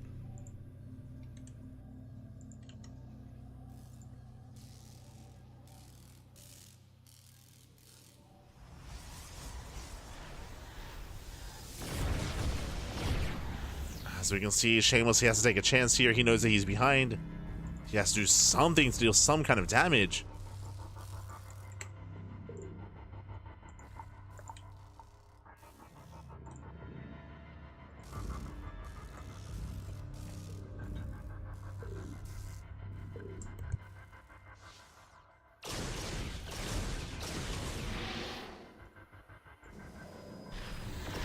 Back here.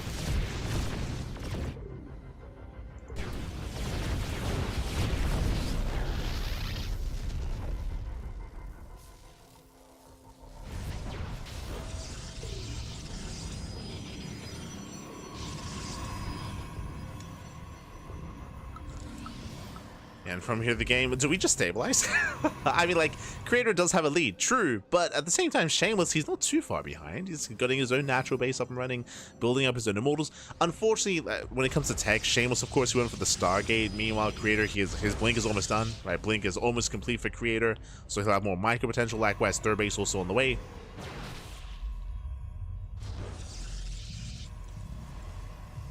So Creator is still in a commanding position here. Shameless does have a chance. If Creator's too greedy, then maybe Shameless, he can 2-base all in.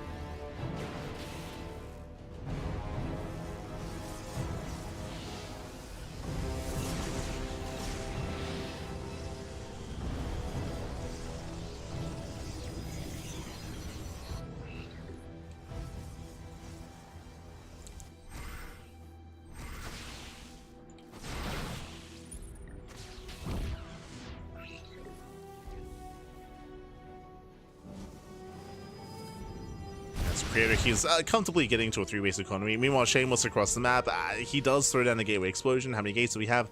An equivalent gateway count. That doesn't bode well.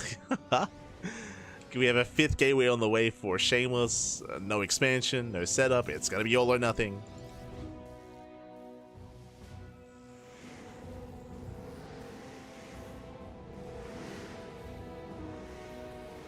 All or nothing for Shameless. Anything else?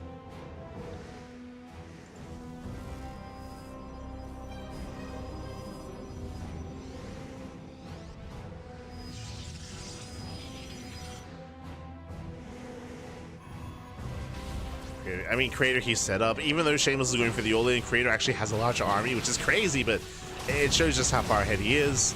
He has Blink as well. Those 4 immortals, they got a lot of work to do, but he's up against 3. Creator, he's perfectly fine. He's perfectly set up here. 3 immortals, mass sentry.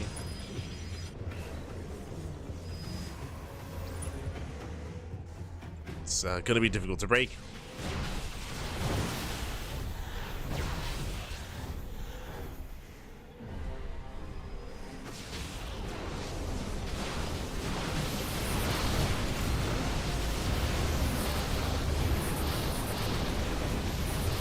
And there we go. He does commit. I mean, nice force fields. I mean, so many soldiers just not doing anything. A waste of DPS here from Creator, but alas, GG gets called. It's still not enough. And Creator, he will defend. He will fight back. He will take the series 3-2, advancing on to the grand finals. GG. Whew. GG, well played. Creator, he will claim the series. Again, a very intense back and forth with a crazy all-in out of Shameless, but unfortunately, he just wasn't really able to find too much damage. Creator, he took a chance dropping across the map. He popped off. He was able to wreak havoc and defend back at home at the same time. So GG, well played. Creator able to take a lead. Meanwhile, we saw that Shameless was shut down. I mean, shout out to Shameless for forcing the ace match. And again, Shameless, to make it this far, he took down ShoWTimE. He had a crazy performance taking down ShoWTimE and popping off against all these players. Even here, going all the way to game 3. But in the end, Creator, he will make it through into those finals. And now we're here to determine who will face off against him. We have a Terran versus Protoss matchup next. The lower semifinals, it's going to be a TVP between ByuN and MaxPax. Let's go. Let us go. ByuN and MaxPax are going to be facing off here as we speak. To determine who plays against Creator, is it going to be a PvP or PvT finals? Let's go. We're here to find out.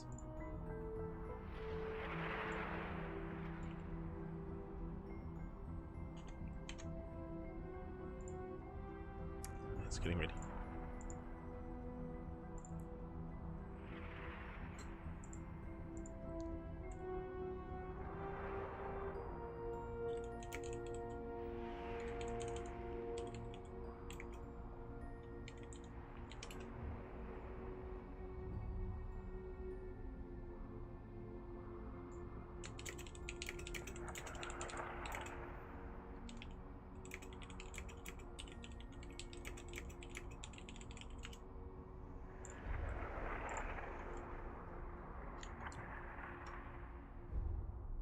Here we go.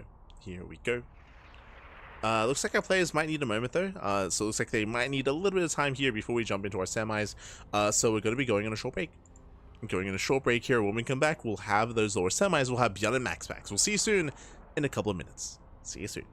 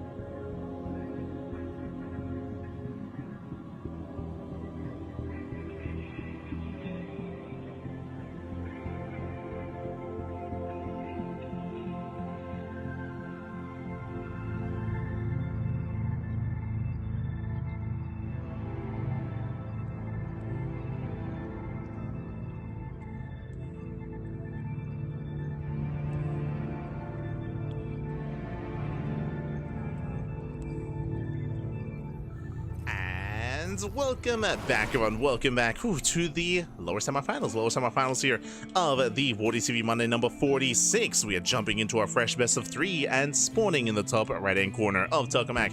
We have the Danish Protoss player. We have the blue Protoss representing Sidestorm Gaming. It is MaxPax. And spawning in the bottom left-hand corner, we have as opponent, we have the red Terran player. The red Terran himself representing Shop Rebellion. It is ByuN. And if you're in the chat, predictions are now open. Place your bets on who you think will claim the series. Best of luck in the chats as we jump into our TVP. Oh, here we go. As we jump into our personal turn matchup, and ByuN, he moves out with a Proxy 2x Reaper. Let's go. Proxy 2x ByuN, he's not going to be stuck in another longer game. I mean, again, he was locked into that against Lemon, if you remember, on Tokamak. So here he's just going to double down, going to commit. We do see the probe coming out for the scouts, but MaxPax, he will barely miss this. He will miss this. Oh, Mr. Proxy 2x.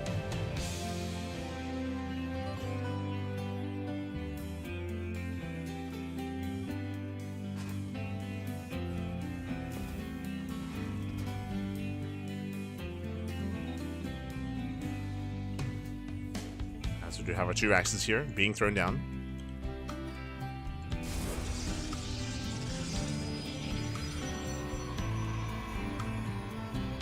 Now being thrown down, we do have initial Zealots. Likewise, oh, I should have 2x Reaper, my apologies. 2x Proxy Marauder. ByuN, he's committing. He's committing here. He's going to double down. It's all or nothing for ByuN. MaxPax, thankfully, he does Probe Scout. He confirms the Rax is missing. The Rax is missing. He is aware something is wrong. Something is amiss. We have the eBay block in the low ground. And MaxPax, he will find another CV. That's a sign. Is it tell? Does find the worker, doubles back, follows the trajectory of the worker, and he does find the proxy. He does confirm. Oh, he canceled. Does cancel the tag labs here. So ByuN, he will deviate away. Does get into Reapers. So it's going. So we're going. Initially, I thought it was 2x Reaper, but then he threw it on tech labs. Now back to 2x Reaper. Okay, that is the plan. As we just see ByuN abandon this, he does float back home, CC on the high ground. ByuN is expanding, and MaxPax, he has no expansion himself. He's going for a robot on one base. Ay, ay, ay.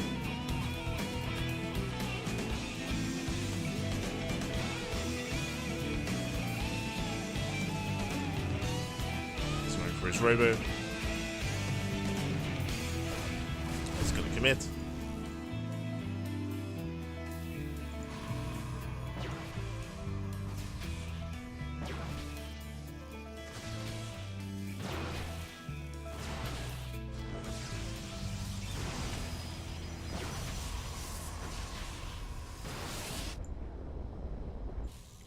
And again, we'll see how MaxPax does actually approach this. With another gateway on the way, he might just go for an all-in at this point. Like, MaxPax might just commit to an all-in. We'll see if he ever does expand. Ooh, there's a cancel in time. ByuN setting up defensively. Bunker has been thrown down. And MaxPax, show us what you got.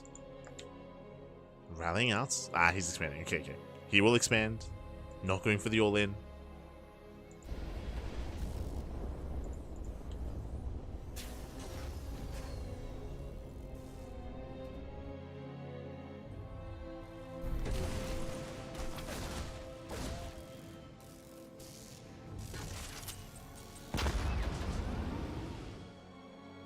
ByuN is setting up.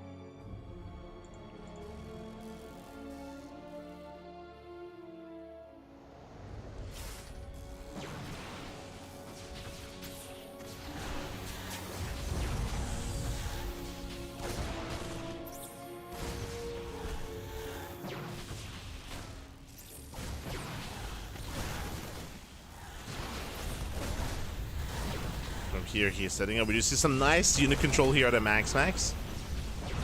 Pushing up the ramp. Takes down one of the depots. Takes down the depot again, just containing. ByuN, at least trying to. I say containing, trying to push in actually. Does catch a Marine, but alas, the tank has ride. With the arrival of the tank, snipes the Viking. Okay. Barely does snipe the Viking. But again, with the arrival of the tank, ByuN should hold. By now, he should have held. And the game looks like it's going to continue here. ByuN, he was hoping to avoid a macro game. He was hoping to avoid it, but he might just be forced into it here. Oh my god, we're rushing into DTs. He's crazy. He is crazy. Going for Dark Templar.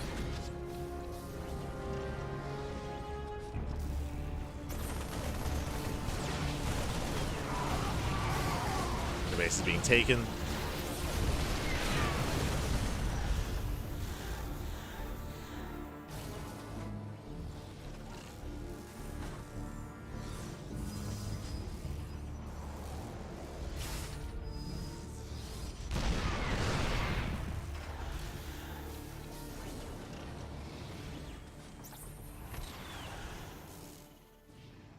ByuN does eventually break out.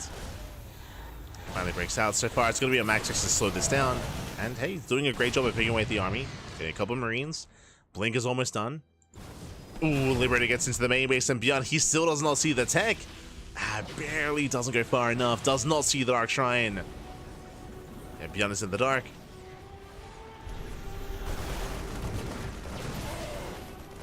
Still trying to race across the map, catching a couple of stalkers here and there.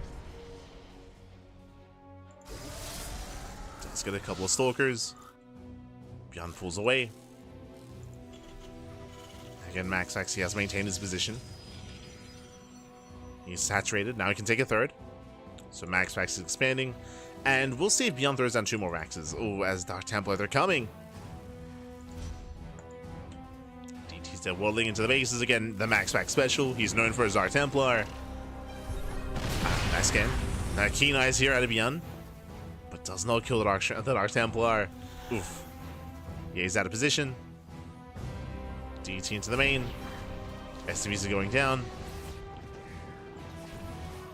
Yeah, brutal damage. We got 1 scan in the main base. But there's still 1 more Dark Templar. And as it all settles, I would say that MaxPax isn't out of the woods yet. ByuN has a really strong stim timing. He has stim, he has combat, he has stim, he has +1 on the way. So this can still hit quite hard, and we'll see if ByuN can hit before Storm, right? Temple Archives on the way, working towards eventual Storm. Nice snipe.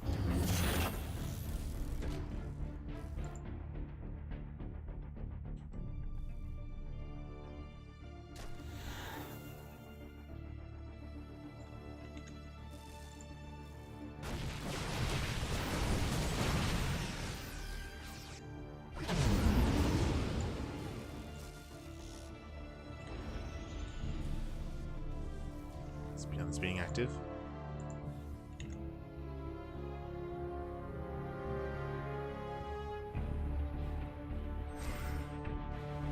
Does move out on the right hand side.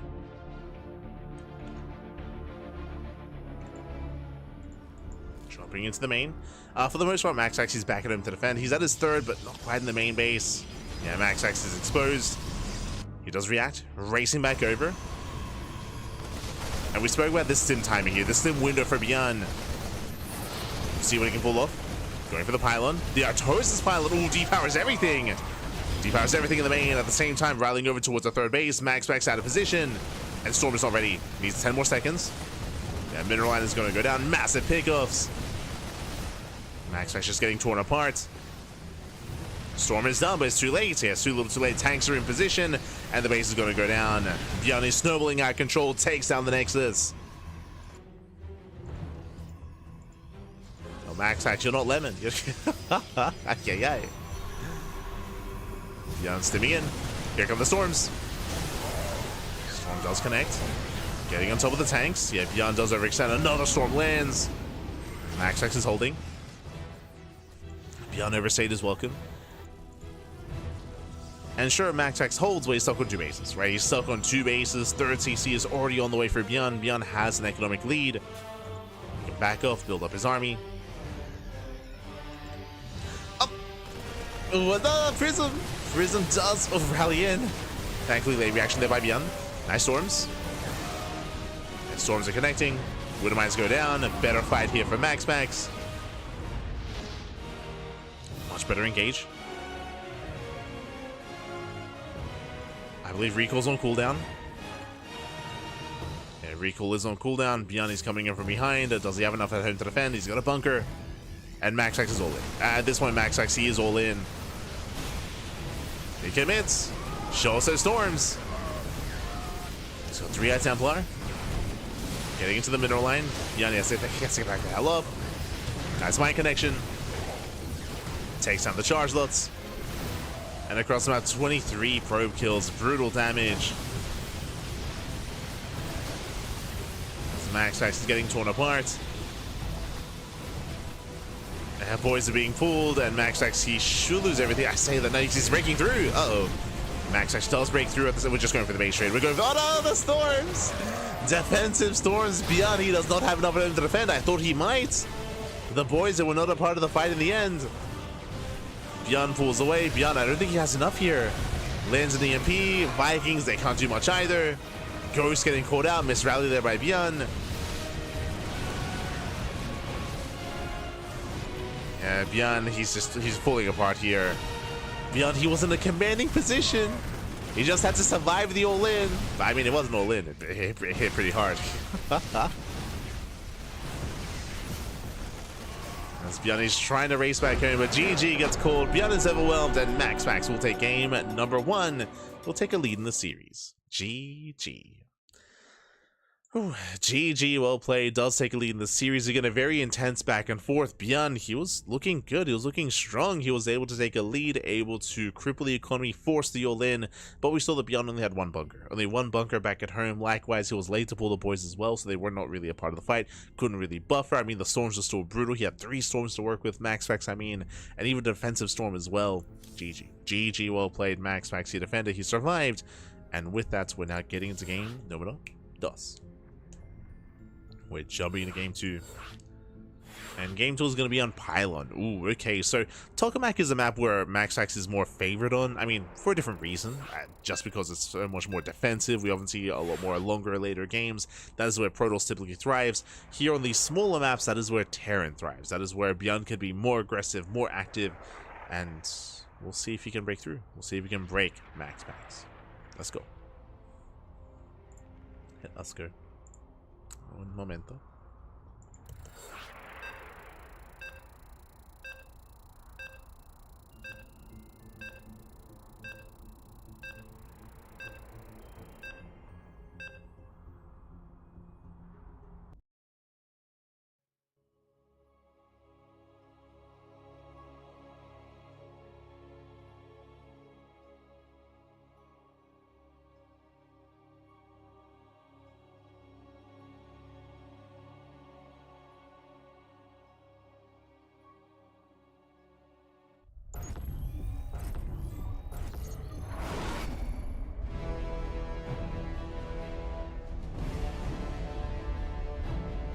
And welcome back. Sorry, just did need a moment here. But we're getting into game number 2. Here and spawning in the bottom right hand corner of Pylon, we have the Danish Protoss player. We have the blue Protoss representing Storm Gaming, leading the series 1-0 and 1 game away from claiming the series and advancing on to the grand finals. It is MaxPax.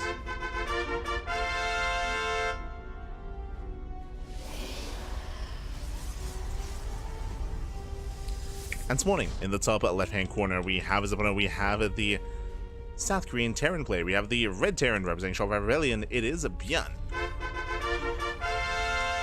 Once again, going for the proxy. Again, like, I don't think ByuN really wants to go into a longer macro game. That's not really his ideal. So trying to be hyper aggressive. Last game, if you remember, he got scattered and he was forced to cancel his tech labs, forced to get out of his initial 2-Rax proxy marauder. That was the initial plan, but he didn't quite get there. We'll see what the plan is this time. Where are we dropping?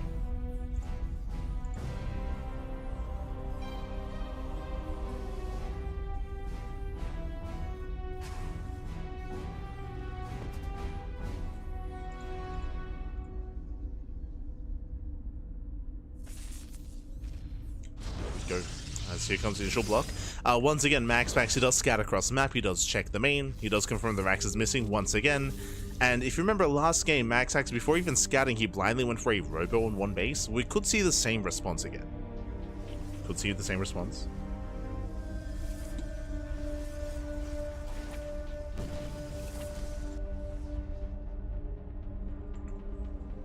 Here we go. As MaxPax, he's still trying to be active, still trying to get a read what's going on. This time 2-Rax Reaper. Yeah, he doesn't even flirt with the idea of going into his tech labs. So 2-Rax Reaper, CC on the high grounds, and we'll see how much damage ByuN can get done. Ooh. Doesn't give me too hard.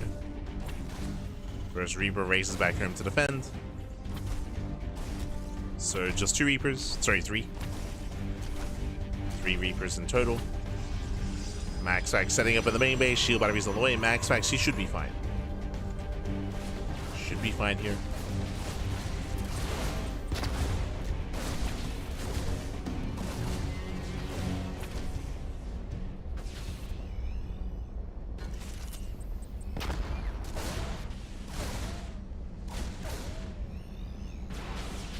MaxPax running the Reapers. Ooh, will lose a Stalker. Trades 1 for 1. Better trade here for ByuN. Behind this, Twilight Council hold up here out of MaxPax. Working towards Blink. May go for DTs again. Like, that is kind of his signature move, so that's always going to be in the back of our minds. But for the most part, this should be Blink. Should be.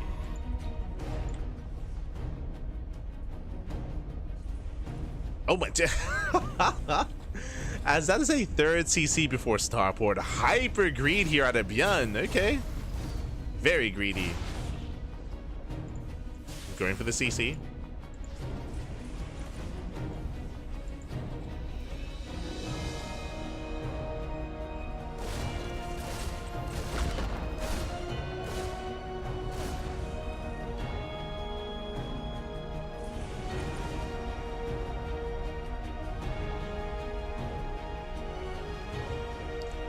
As Reaps are moving out, but again, hyper greed out of ByuN. And if he can get away with it, he can snowball out of control. That's going to be a big if, though. Currently, MaxPax is in the dark. He is working with incomplete information. If he's able to respond to this, if he's able to scout this, he can respond, he can counterattack, he can punish. As he's still being active. Stalkers are moving out. Reapers, they move in. With the help of the shield battery, this shouldn't really get much done. Yeah, pokes in, pulls away. ByuN, he doesn't see the tech. Not fully aware. Moving in. Gets 1, 2, 3 Marines. It's gonna cost him a couple of Stalkers though. Only one. Yeah, just one. So up, losing 2 Stalkers. Gets punished. And MaxPax is punished. That was not a worthwhile trade. Trading 2 for 2. 2 Stalkers with 2 Marines. Could catch a Reaper though. Once again, losing another Stalker. Another Stalker goes down. Bearing in mind the Reapers, they do fall off as the game goes on. So, I mean, nice value here out of ByuN. As MaxPax, he's throwing down a 3rd gateway. He's moving out with the Stalkers. And remember, ByuN, he's not being aggressive anytime soon. Remember, 3rd CC. Like, he rushed into his 3rd base. He's focusing mainly on his economy.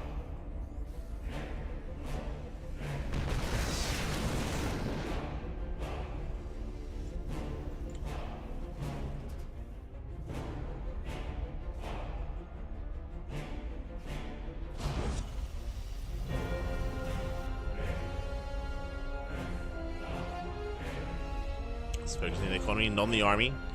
Observer finally moving in. Again, MaxPax has been playing blind this entire time until now. Goes into the bases, sees the tank setup. Ooh, ByuN does notice. Yeah, there's a scan, and the Observer does not go far enough. Ay, ay, ay. And MaxPax expands. He expands, rushing into Storm. So Storm is on the way, charge as well. But MaxPax, he will not punish ByuN. Like, the punish will not be there. And ByuN will get away with it.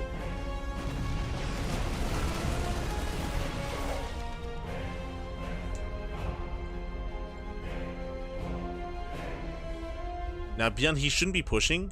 He's going to be posturing here. Moving out, dancing with the Stalkers. Behind this, he is expanding. And we'll see if he commits towards the 3rd. I mean, the Stalkers are out of position. Oh, trying to catch him out. And he will. Oh my god! It's MaxPax. He faces. He checks with the face. Does face check. Does get blasted. Ay ay ay. Este MaxPax. It's like, I don't know if the tanks are really there. Let me check it. Let me check again. As ByuN expands. Remember, ByuN, he had no intention of pushing towards the 3rd. His goal was just to expand, but he got even more than that. He got the Stalkers. Did catch out the Stalkers.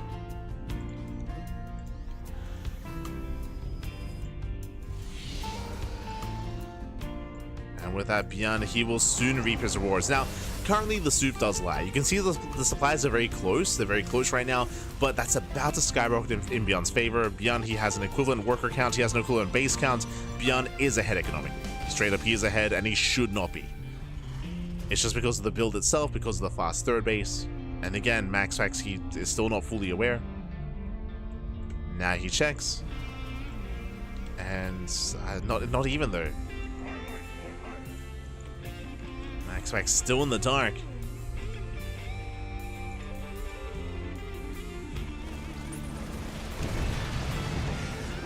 Now he gets a fourth base. This is a late fourth in comparison to the early third. And now he knows. Yeah, now he sees the third base. Now he sees saturation. Now MaxPax is... he's now aware of what's been happening. But again, it's too late to punish at this point. It's too late to punish the third base. We'll see how MaxPax does respond. Let's go 1 Templar in the Prism. Zealots are ready for 1 on the right-hand side. The problem here is that, again, because MaxPax wasn't really ready for what's happening, he was ready for a counterattack if ByuN were to push, but because ByuN got a fast third, he's not pushing. Like, he has no need to. And now you can see the supply disparity. As we mentioned, like, we just need some time for that to really kick in. Prism into the main, has potential. Turret is done.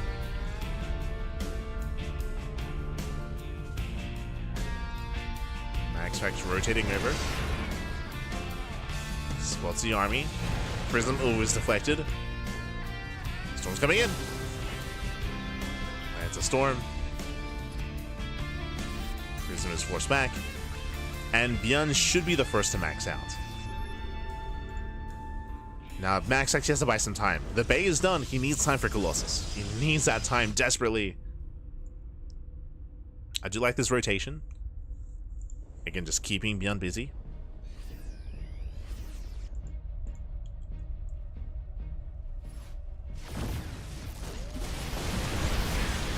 If he goes off, doesn't connect. Doesn't quite land. Oh god, oh god. Brutal storm. And so far, the storms, they're doing decently well. And hey, he's bought enough time for the Colossus. We spoke about it. Here they come. Colossus are out. ByuN is about to max, and ByuN should soon be pushing.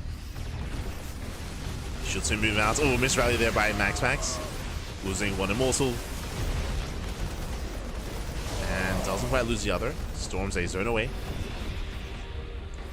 Storms to punish.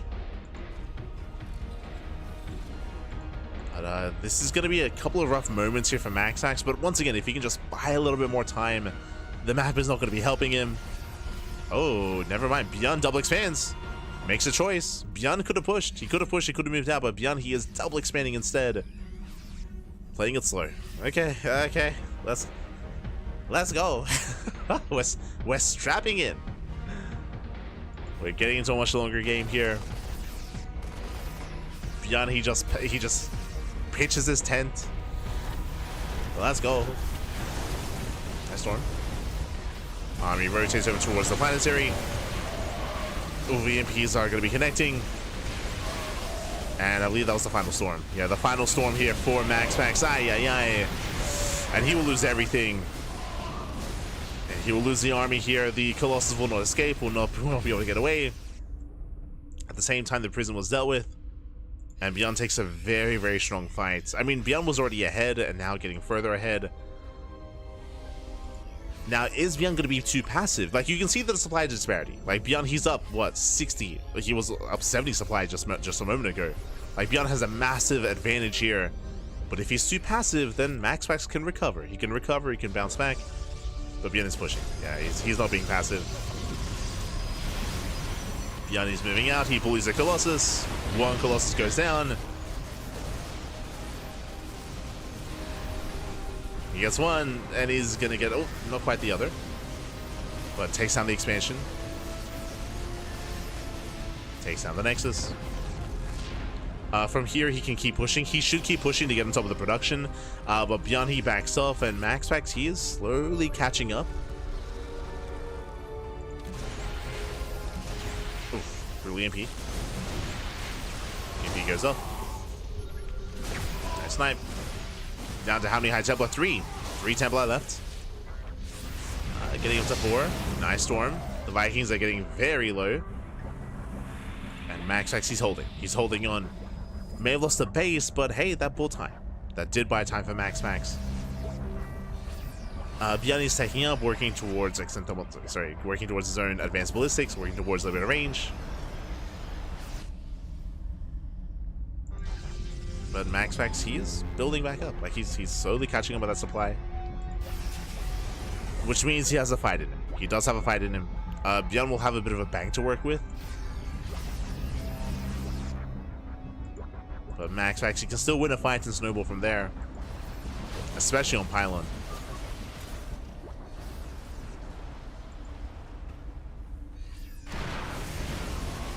Especially on Pylon. So Rama gets called out. Main army right through the center. Towards the third. Nice storm. Oh yeah, we're just running through the storms. Jesus. They move command of the Vikings as well. And ByuN, he will lose a big chunk of his army. He comes in from behind, tries to get him to the Colossus, but not worth it. Yeah, mistimed surround here by ByuN. Miscontrol. MaxPax, he takes the fight. Again, the flank was too late. The flank was mistimed. It was mistimed. Likewise, took a lot of storms as well. ByuN getting too excited.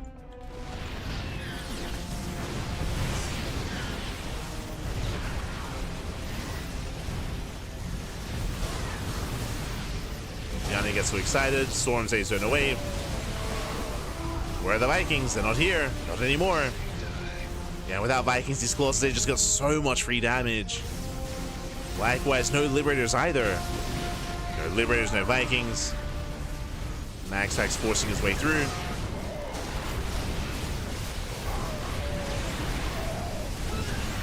And he may have just done it here.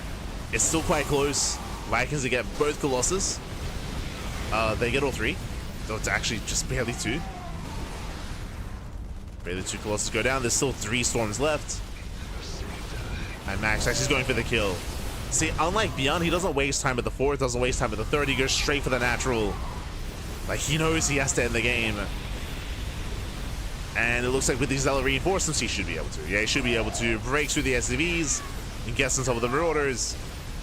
MaxPax, he can keep going. Like, he can just keep fighting. He just doesn't have to back up.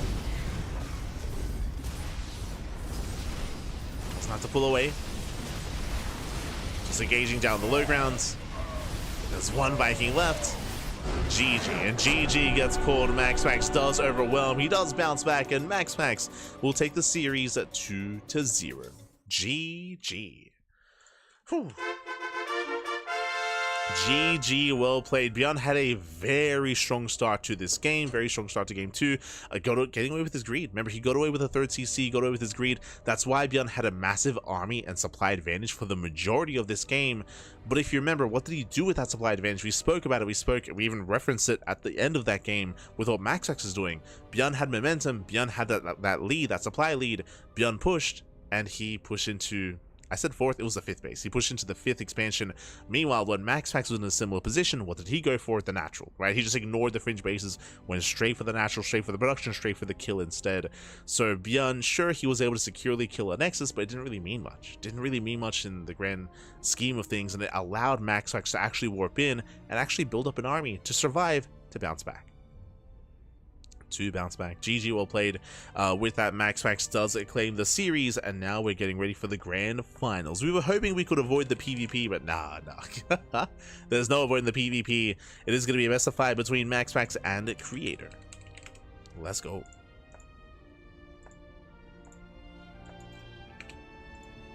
Here we go. We're getting into that best of 5. Vetoes are underway. And we'll soon jump into that grand finals. Let's go. Let us go.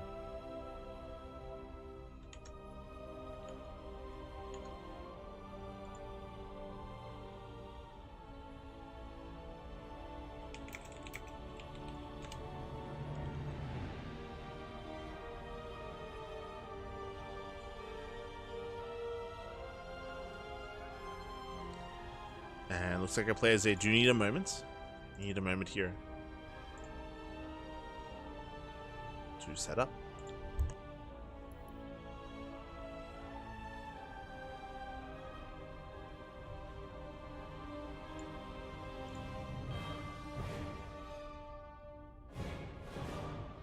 Sad for ByuN, felt like a big throw there. I mean, ByuN, he did have a big lead, but like again, he was, I don't know if I want to say too passive, but he was a little bit too conservative with his army, right? And what he was looking to achieve, what he was fighting for.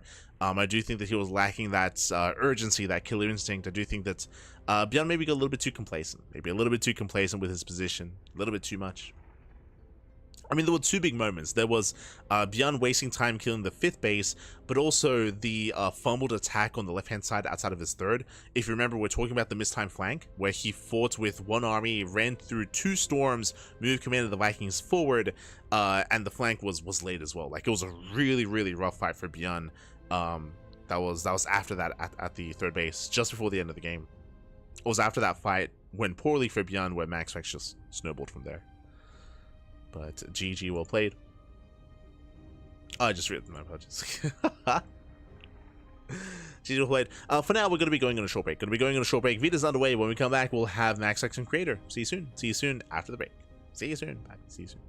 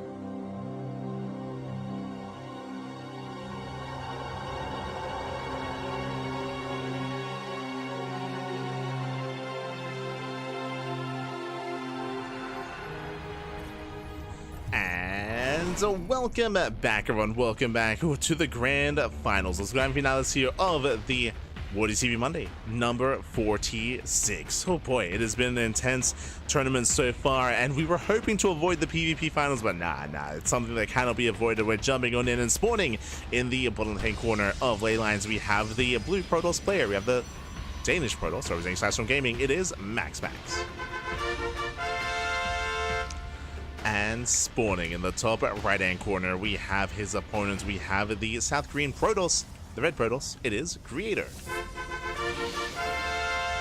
And if you're in the chat, you know what time it is. It is Gamba time. Predictions are open. Place your bets on who you think will claim the series. Best of luck in the chat. And this is going to be an interesting matchup here, just because even though MaxPax, I would say that there was one point where his PvP was straight up the best in the world. At this point, I might say his PvP is it the worst out of his 3 matchups? I think I would rate his PvT higher than his PvP now. I think I would go that far for MaxPax. But despite that, I still do rate him over Creator. Like, typically when we see MaxPax up against players like Classic or ShoWTimE or herO, that's when I favor the opposing player. But against Creator, it's going to be an interesting one. Not just because MaxPax is coming in, you know, has a bit of a stronger force, but also because Creator, he popped off today. He's been popping off a lot in PvP. To make it this far, let me just double check here. Creator, he took down Shameless, took down herO, took down Cristiano. Fun fact, Creator has played nothing but PvP to make it to the finals. It's been a purely Protoss road for Creator. Does that hurt him? Does it help him? Is he fatigued? Is he ready for something greater? As we do open up 2 gates, bam, into Nexus. Sorry, gate expand, my apologies. Gate expand into second gateway. Hyper greed here from Creator. MaxPax responding with the 1 base all-in. So 1 base all-in out of MaxPax. And Creator, he is scouting, he's checking, he will fail to scout, barely doesn't go out far enough. Checking Creator's vision, he didn't check across the map. He did not go for the robo scout across the map, so Creator, he's in the dark. If Creator doesn't go for a robo soon, then this might just be game. This might just be game here. As Creator, he's been known for his greed in the PvP matchup. And here he's getting caught out a little bit. Cybercore is done. Going out his Stalkers. Robo almost complete here from MaxPax. Again, he's responding with the all-in.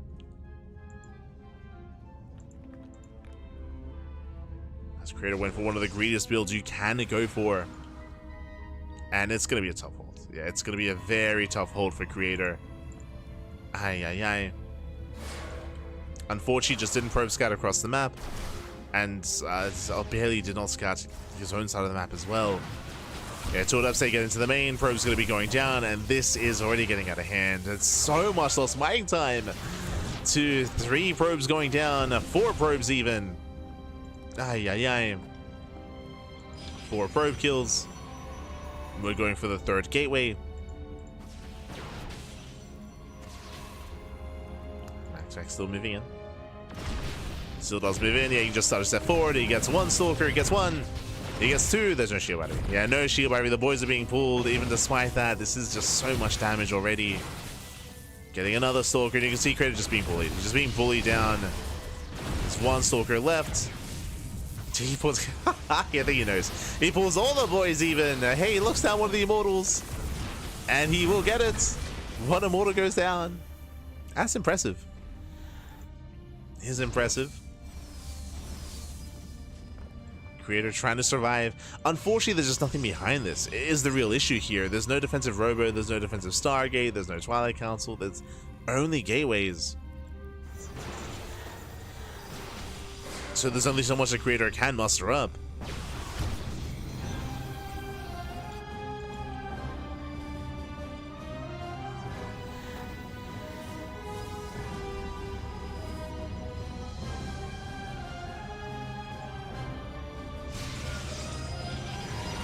And Creator, he should not be able to hold against this. It just should not happen. Once again, boys are being pulled. Nice target firing here in the Sentry. Sentry goes down. Slow to control here from MaxPax. He will preserve his army. He will lose 1 Sentry in the process. Still trades well. Going for extra warp pins.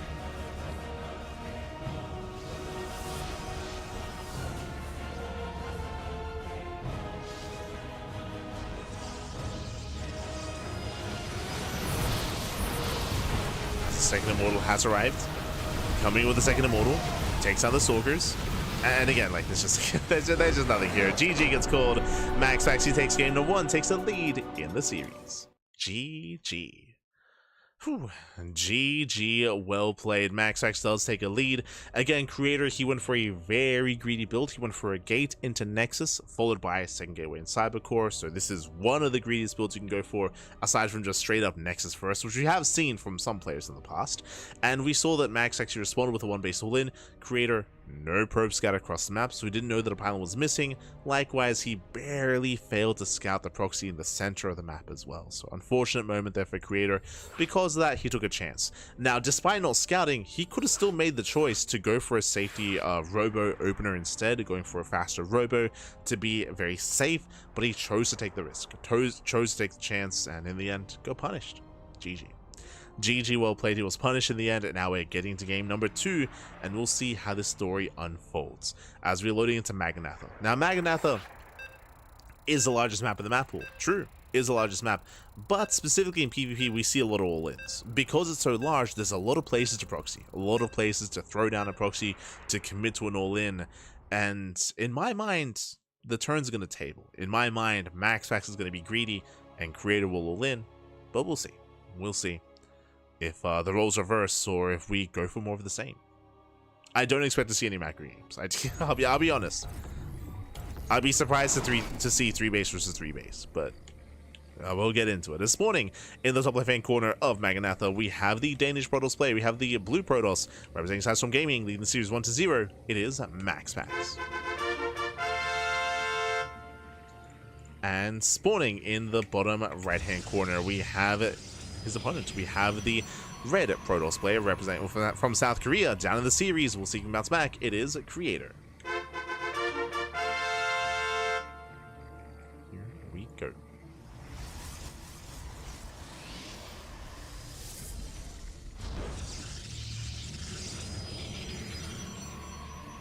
MaxPax punishing one gate expand. Yes, as we mentioned, did punish the gate expand at the Creator. And it wasn't just that though, it was also Creator not going for the safe follow-up, and likewise just being unable to confirm what was going on. This time both probes move out. This time both Creator and MaxPax will be scouting. Here we go. Now we are fully aware that MaxPax is one to expand and one to be greedy himself, to go for a gate Cybercore setup, which means this time it's going to be on Creator to react. Now, there are a lot of ways to react to this. We've seen a lot of players either meet MaxPax where he... Wait, whoa. Hold on. That's a 2-gate opener. MaxPax. It's been a while. It has been quite some time since we've seen MaxPax go for a 2-gate opener instead of going for his standard stuff. And this is what I've been waiting for. My biggest criticism over the past... well, like 9 months? My biggest criticism over the past 9 months from MaxPax has been his inability or unwillingness to be versatile and to be flexible with his builds, to be flexible with his openers, and to shake things up. He has been a little bit one note. He's been very one note for the past 9 months, despite his play and despite his PvP struggling. So this I appreciate. 2-gate opener. Again, for the first time in a long time, this is what I've wanted. So MaxPax, finally, he's playing some StarCraft. Let's go. So 2-gate opener opening up Double Adept. Meanwhile, Creator opening up Stalker Sentry. So standard opener at a Creator. Meanwhile, MaxPax opening up with something more aggressive. Double Adept into Stargate into Oracle Harass. So aggression at a MaxPax. He will still be expanding. This is not an all-in. This is not an all-in by any means, but it is still an aggressive start. Let's go.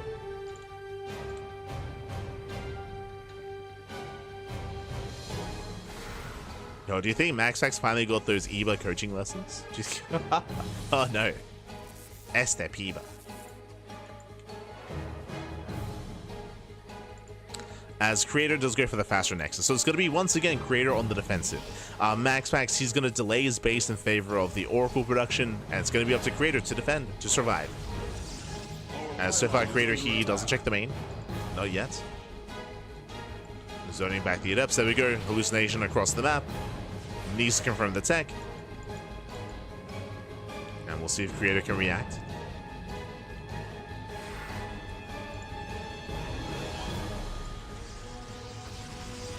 Okay, and there's the expansion. Hallucination. Yo, we gotta go into the main. Does go in. Does confirm. And back at home, he has some units in position, but no shield battery. Again, this was a later scout out of Creator.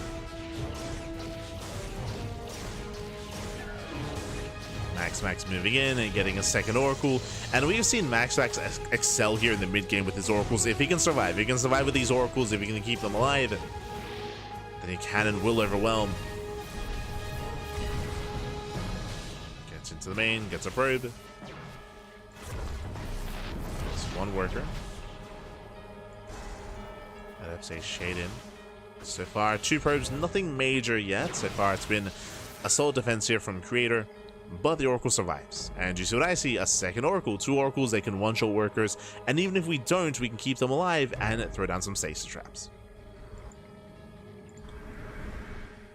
So rise on MaxPax. Creator warping in across the map. Does go for the warp in. Oh, behind this, I mean, he's still only on 2 gateways. He hallucinates back at her. He's crazy. Does hallucinate, probe's gonna be going down, and Max actually should notice. He should notice, hold up, 0 damage, something's wrong. And back at home, he needs that warp in. There it is, he's warping in. Reactively, just in time. Yeah, Creator, he hits a little bit too late. It takes 3 shots to get a Stalker, trades 1-to-1. Can he break through? There's the energy overcharge. Depsay going for the mineral line. Creator somewhat breaking through, but MaxPax going back into the bases. Boys are being pulled. Depsay popping off in the main. Okay, not bad. But so does MaxPax. Yeah, so does MaxPax. They do trade 1-to-1. 7 versus 6, 7 for 7. Stalker's still forcing the way in. More boys are being pulled. We're getting a little bit chaotic here. We're getting messy. We're getting messy back. Yeah, Oracle shots are lined up. More Stalkers warping in. Nice target firing there out of MaxPax. He gets both Stalkers. Very nice target firing. And Creator is trying to force his way forward here. Oh, get down to 3-3. Boys are being pulled. The Creator, he does not chase. And he's focusing back on him instead. And Creator's falling apart. Yeah, he's falling apart, losing far too much here to the Oracles. 11 probe kills.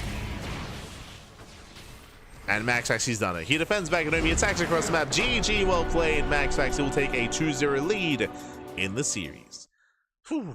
GG, well played. And again, game 2 bodes well. Game 2 does bode well here for MaxPax. For MaxPax to be able to get into a more standard opener instead, to get into a 2-gate opener for the first time in a long time. I'll be honest, last time we saw him go into 2-gate was, I want to say, a Pegasus Cup back in the day. I cast it with Chicken Man. He played against Firefly, where MaxPax, he was losing the series, so then he switched into like standard openers. It was crazy, and it worked out well. And we did have that back and forth. And here, likewise, I appreciate that MaxPax, he is mixing things up quite heavily here. Now, this might also just be because he's playing the player. I mentioned this at the start of the series, but when we saw game 1, but Creator, he's known for his greed. Like, he straight up in PvP, he's known for his greed, he's known for cutting corners. So this 2-gate opener out of MaxPax might just be a response to that. So I'm still on the fence here, and we'll still see how he plays against some of these other Protoss players in the near future. But at least for here, he is willing to be more aggressive against Creator, just because of his greed. And even here in game 2 as well, not as greedy as game 1, but still cutting corners. Still being the more economic player, still being the defender. And we'll see if that trend continues. So the trend does continue. As up next, we're going to be loading into Tokamak. Tokamak is a larger map in the map pool, but again, in PvP, the size of the map doesn't really matter as much. You can still be hyper aggressive, and very much so be in the face of your opponent as well. So we'll see. We shall see.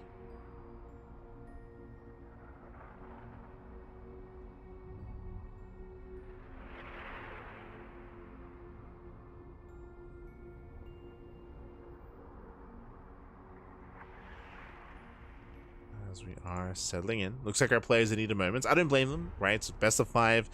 Creator, he's down 2-0, so he does need a moment here. A moment to gather his thoughts, to rest, to recuperate.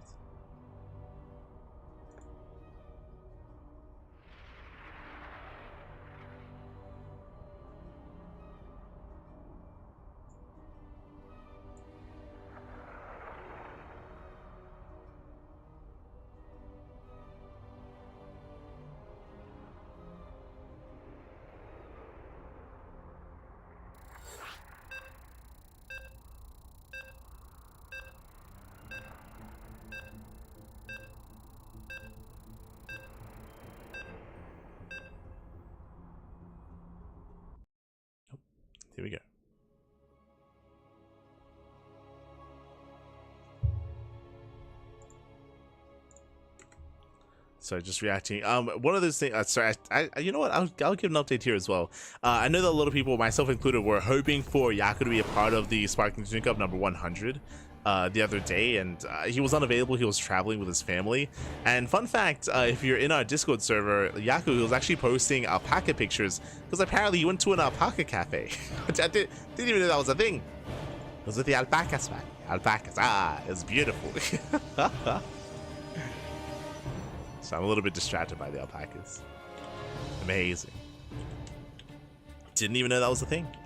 But here we go. We're getting into game number 3, potentially the final game of the series, as spawning in the top right-hand corner of Tucklemac. We have the Danish Protoss player. We have the red Protoss representing Sidestorm Gaming. It is MaxPax.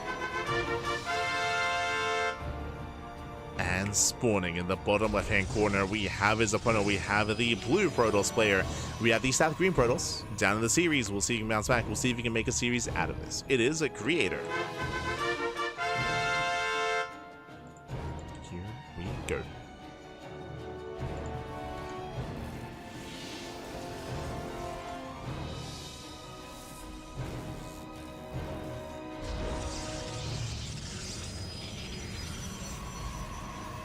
So I'm moving in.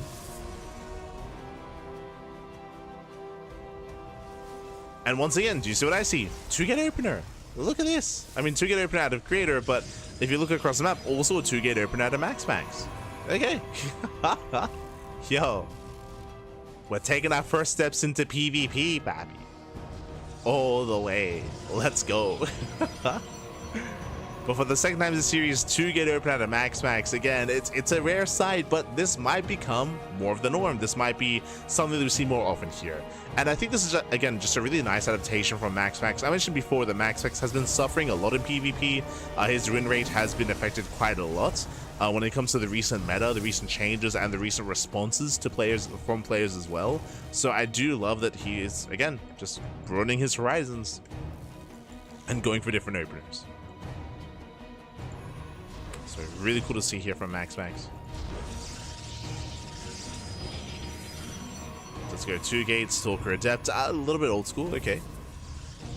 Stalker Adept into a Stargate before expansion.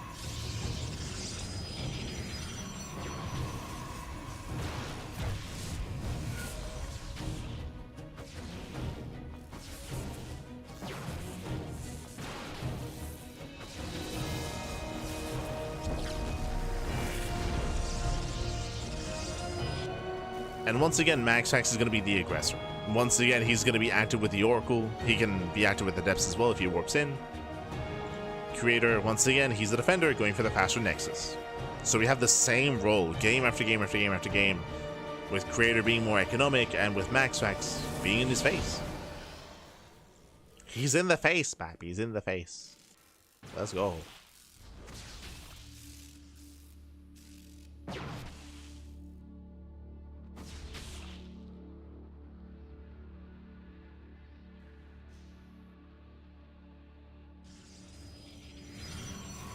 Creator going for his tech of choice, going for the Twilight Council.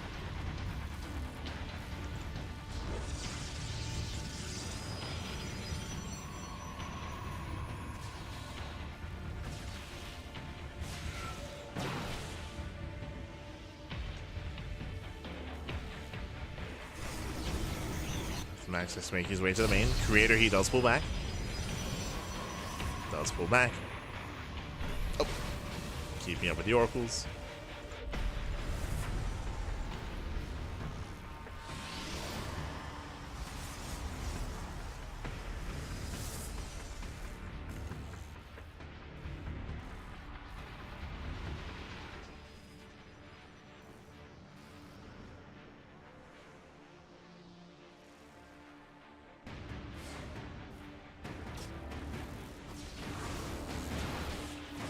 So far, Max actually he has yet to find a way in. I mean, Creator's been doing a great job here, just keeping up with the rotations, but I say that does dive into the natural. Gets 1, 2, just 2. 2 workers go down. Oracle takes a lot of hits, does back up, and so far this has been a stronger defense here from Creator. I mean, he's just been focusing and just committing to hyper defense here, setting up both at the natural and at the main. Oh, doesn't quite catch a Stalker. Oracles, they go back in. back into the natural. Getting 2 more probes. LFs are cleaned up. And so far, this is damage, yes, but not really what MaxPax was hoping for. Does take a worker lead. He's on 2 bases, does take a worker lead. And hey, I mean, he does at least preserve the oracles, true. He can get more value. Creator, he rushes into a third. Once again, economy is here for Creator. MaxPax not too far behind, throws on his own third base as well. And, yo, we gonna get into the mid-game? I mentioned earlier at the start of the series, I was like, yo, there's no show we ever get 3 base versus 3 base. It's happening. MaxPax, he backs off. Creator doesn't move out. Creator still just being hyper defensive. Like, getting into the mid-game. Okay, for the first time this series, we're settling into a longer game. Let's go.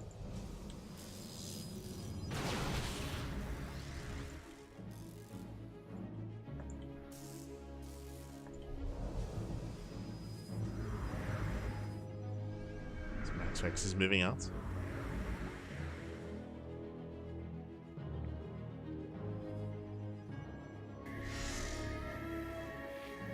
Does move out, sets up here outside of the bases.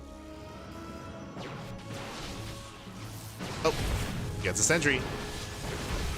Sentry goes down. Gets 1, gets 2. Again, that's a hallucinated immortal. Yeah, there's not really much to defend here, and MaxPax looks like he will barely not overwhelm. Shield Battery's done. No! Does he bait him in? Not quite. Creator, does he notice? If he did, he would just trigger with the hallucination. So I'm not so sure he does. Which is dangerous. Does he get baited? Oh! Oh, okay, he knows. Does, no, thank God. That was almost disastrous. And with that, Creator, he holds. He does hold onto the ramp. Does force MaxPax back.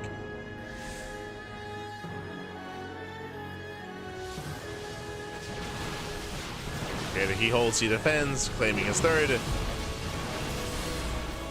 Has to be careful though, again, there's still a lot of stage stress behind this. Creator's gonna calm down.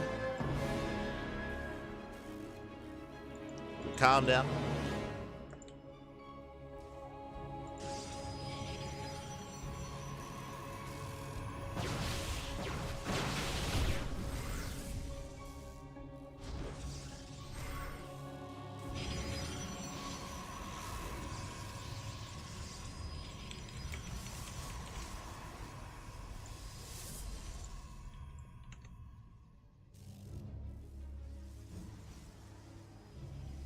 So again, he's just posturing, just containing. You see MaxPax expanding, taking up. Charge on the way for both players, +2 on the way for both players as well. Oh my god. Almost disastrous. Creator playing with fire. Has to be so careful.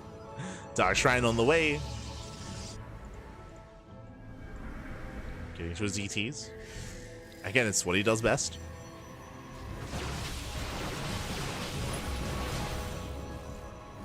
Those Dark Templar. Getting ready for a Zealot run by as well.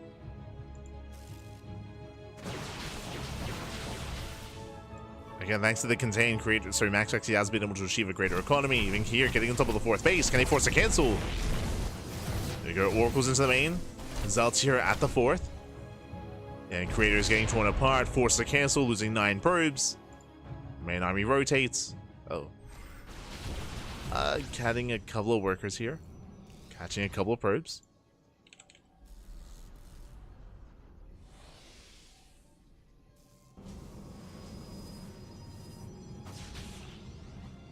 As the Observer does with the stasis.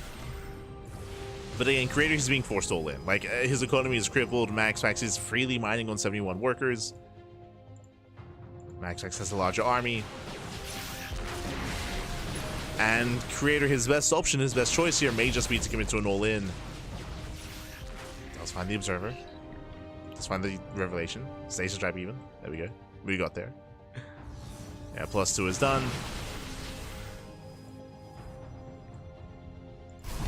You know, Oracle's gonna go back into the main. And it's all or nothing for Creator. But he's pushing into a wave of Zealots, pushing into Immortals. He will have an Archon. Let's go. 11 Archon to work with, but last just the one. Zalse should be able to overwhelm. At the same time, Oracles, they wreak havoc across Max. 17 pro kills. Get 17 workers. And MaxPax, he should shut this down. Should shut this down. Takes down the Immortal, takes down the Archons as well. And Creator is on his last legs. Made it all the way to the final tier purely off of PvP, but alas, not going to be good enough. The Immortals, they do so much to the back line. They punish the Stalkers. Zelsa trickling in.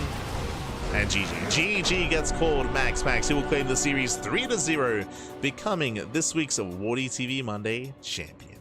GG. Whew.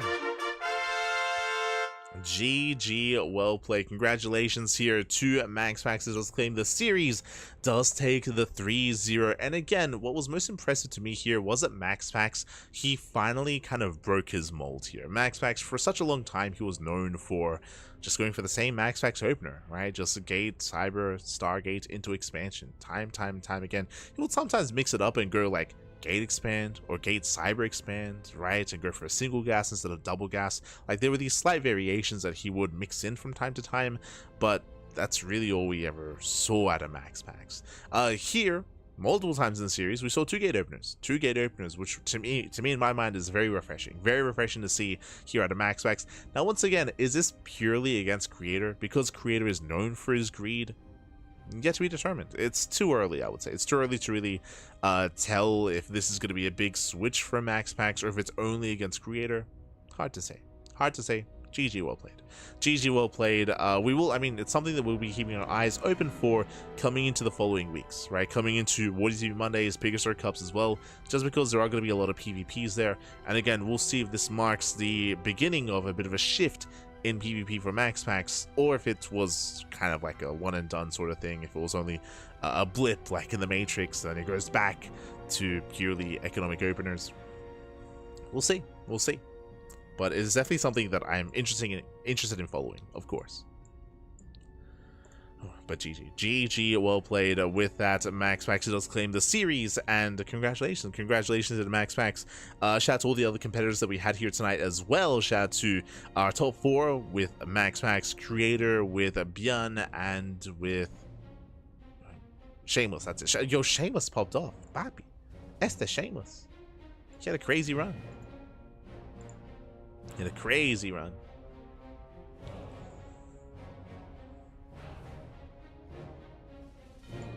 I can't take down ShoWTimE mobile players. Crazy. That'd be crazy. But again, congratulations here to MaxPax. And with that, we are going to be wrapping up here for the time being. I say for the time being, bam, we do have a very busy week ahead of us here. Tomorrow in around 9.5 hours, around 9.5 hours time, we're going to be live with the OSC Rising Star number 16, day number 1. So we do have our morning broadcast. That's going to be tomorrow morning with the first edition here of the Rising Star tournament. Meanwhile, we have the Pegasus Cup on Wednesday. Also, I should emphasize that tournament that we're casting tomorrow, I might split that up into 2 broadcasts. Just because, from my understanding, I think it's going to be 9 best of 3s. I could do 9 best of 3s in one go, but I do want to take things a little bit slower here, so I might just cut it into 2 broadcasts instead. Do half in the morning, half in the evening. That might be the plan for tomorrow's cast. Meanwhile, we do have a Pegasus Cup that's going to be on Wednesday. We have the Pond Cast on Thursday. We have the Sunny Lake Cup on Friday, and we have RSL. The Revival StarCraft League qualifiers are going to be starting on Saturday. That's going to be for RSL Season 2. Big season for RSL. The return, I should say. And of course, Tuna Cup on Sunday. So again, a busy week. We're casting at least once a day, every single day. We have a couple of days where we have multiple broadcasts, like Wednesday and Saturday. So we do have, like Tuesday and Saturday, I should say. Again, we will have to update that calendar. Otherwise, thanks for watching. Thanks for tuning in. We do appreciate it. And I actually have to reach out to a couple of people as well to make sure that we are good to go.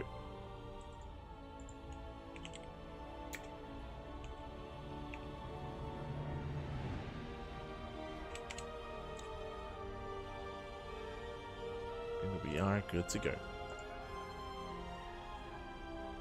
But you can do 9 best of 3s in 4 hours. I think I could. I like we've done that sort of thing before, but I don't know. Like I've been a little bit more fatigued recently. I think maybe like post EWC, because there was so much StarCraft happening, I was just so in it. Once it ended, I'm like, I need a break. So we'll see. We'll see if we commit to a full 9 best-of-3 broadcast, or if we split it into 2. It'll be one of the 2. We'll keep you guys posted. Keep you updated. Here we go. There we go. With that, we are now getting to, with that, we're going to be wrapping up. And again, we'll see you guys in around 9 hours time with the OC Elite Rising Star.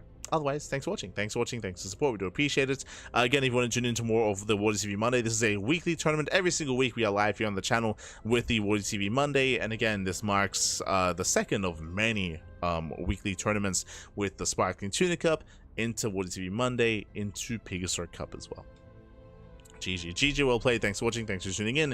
And we'll see you guys next time with some more CranKy Ducklings. See you next time. Ciao. Papi ciao. Hasta luego. Let's go.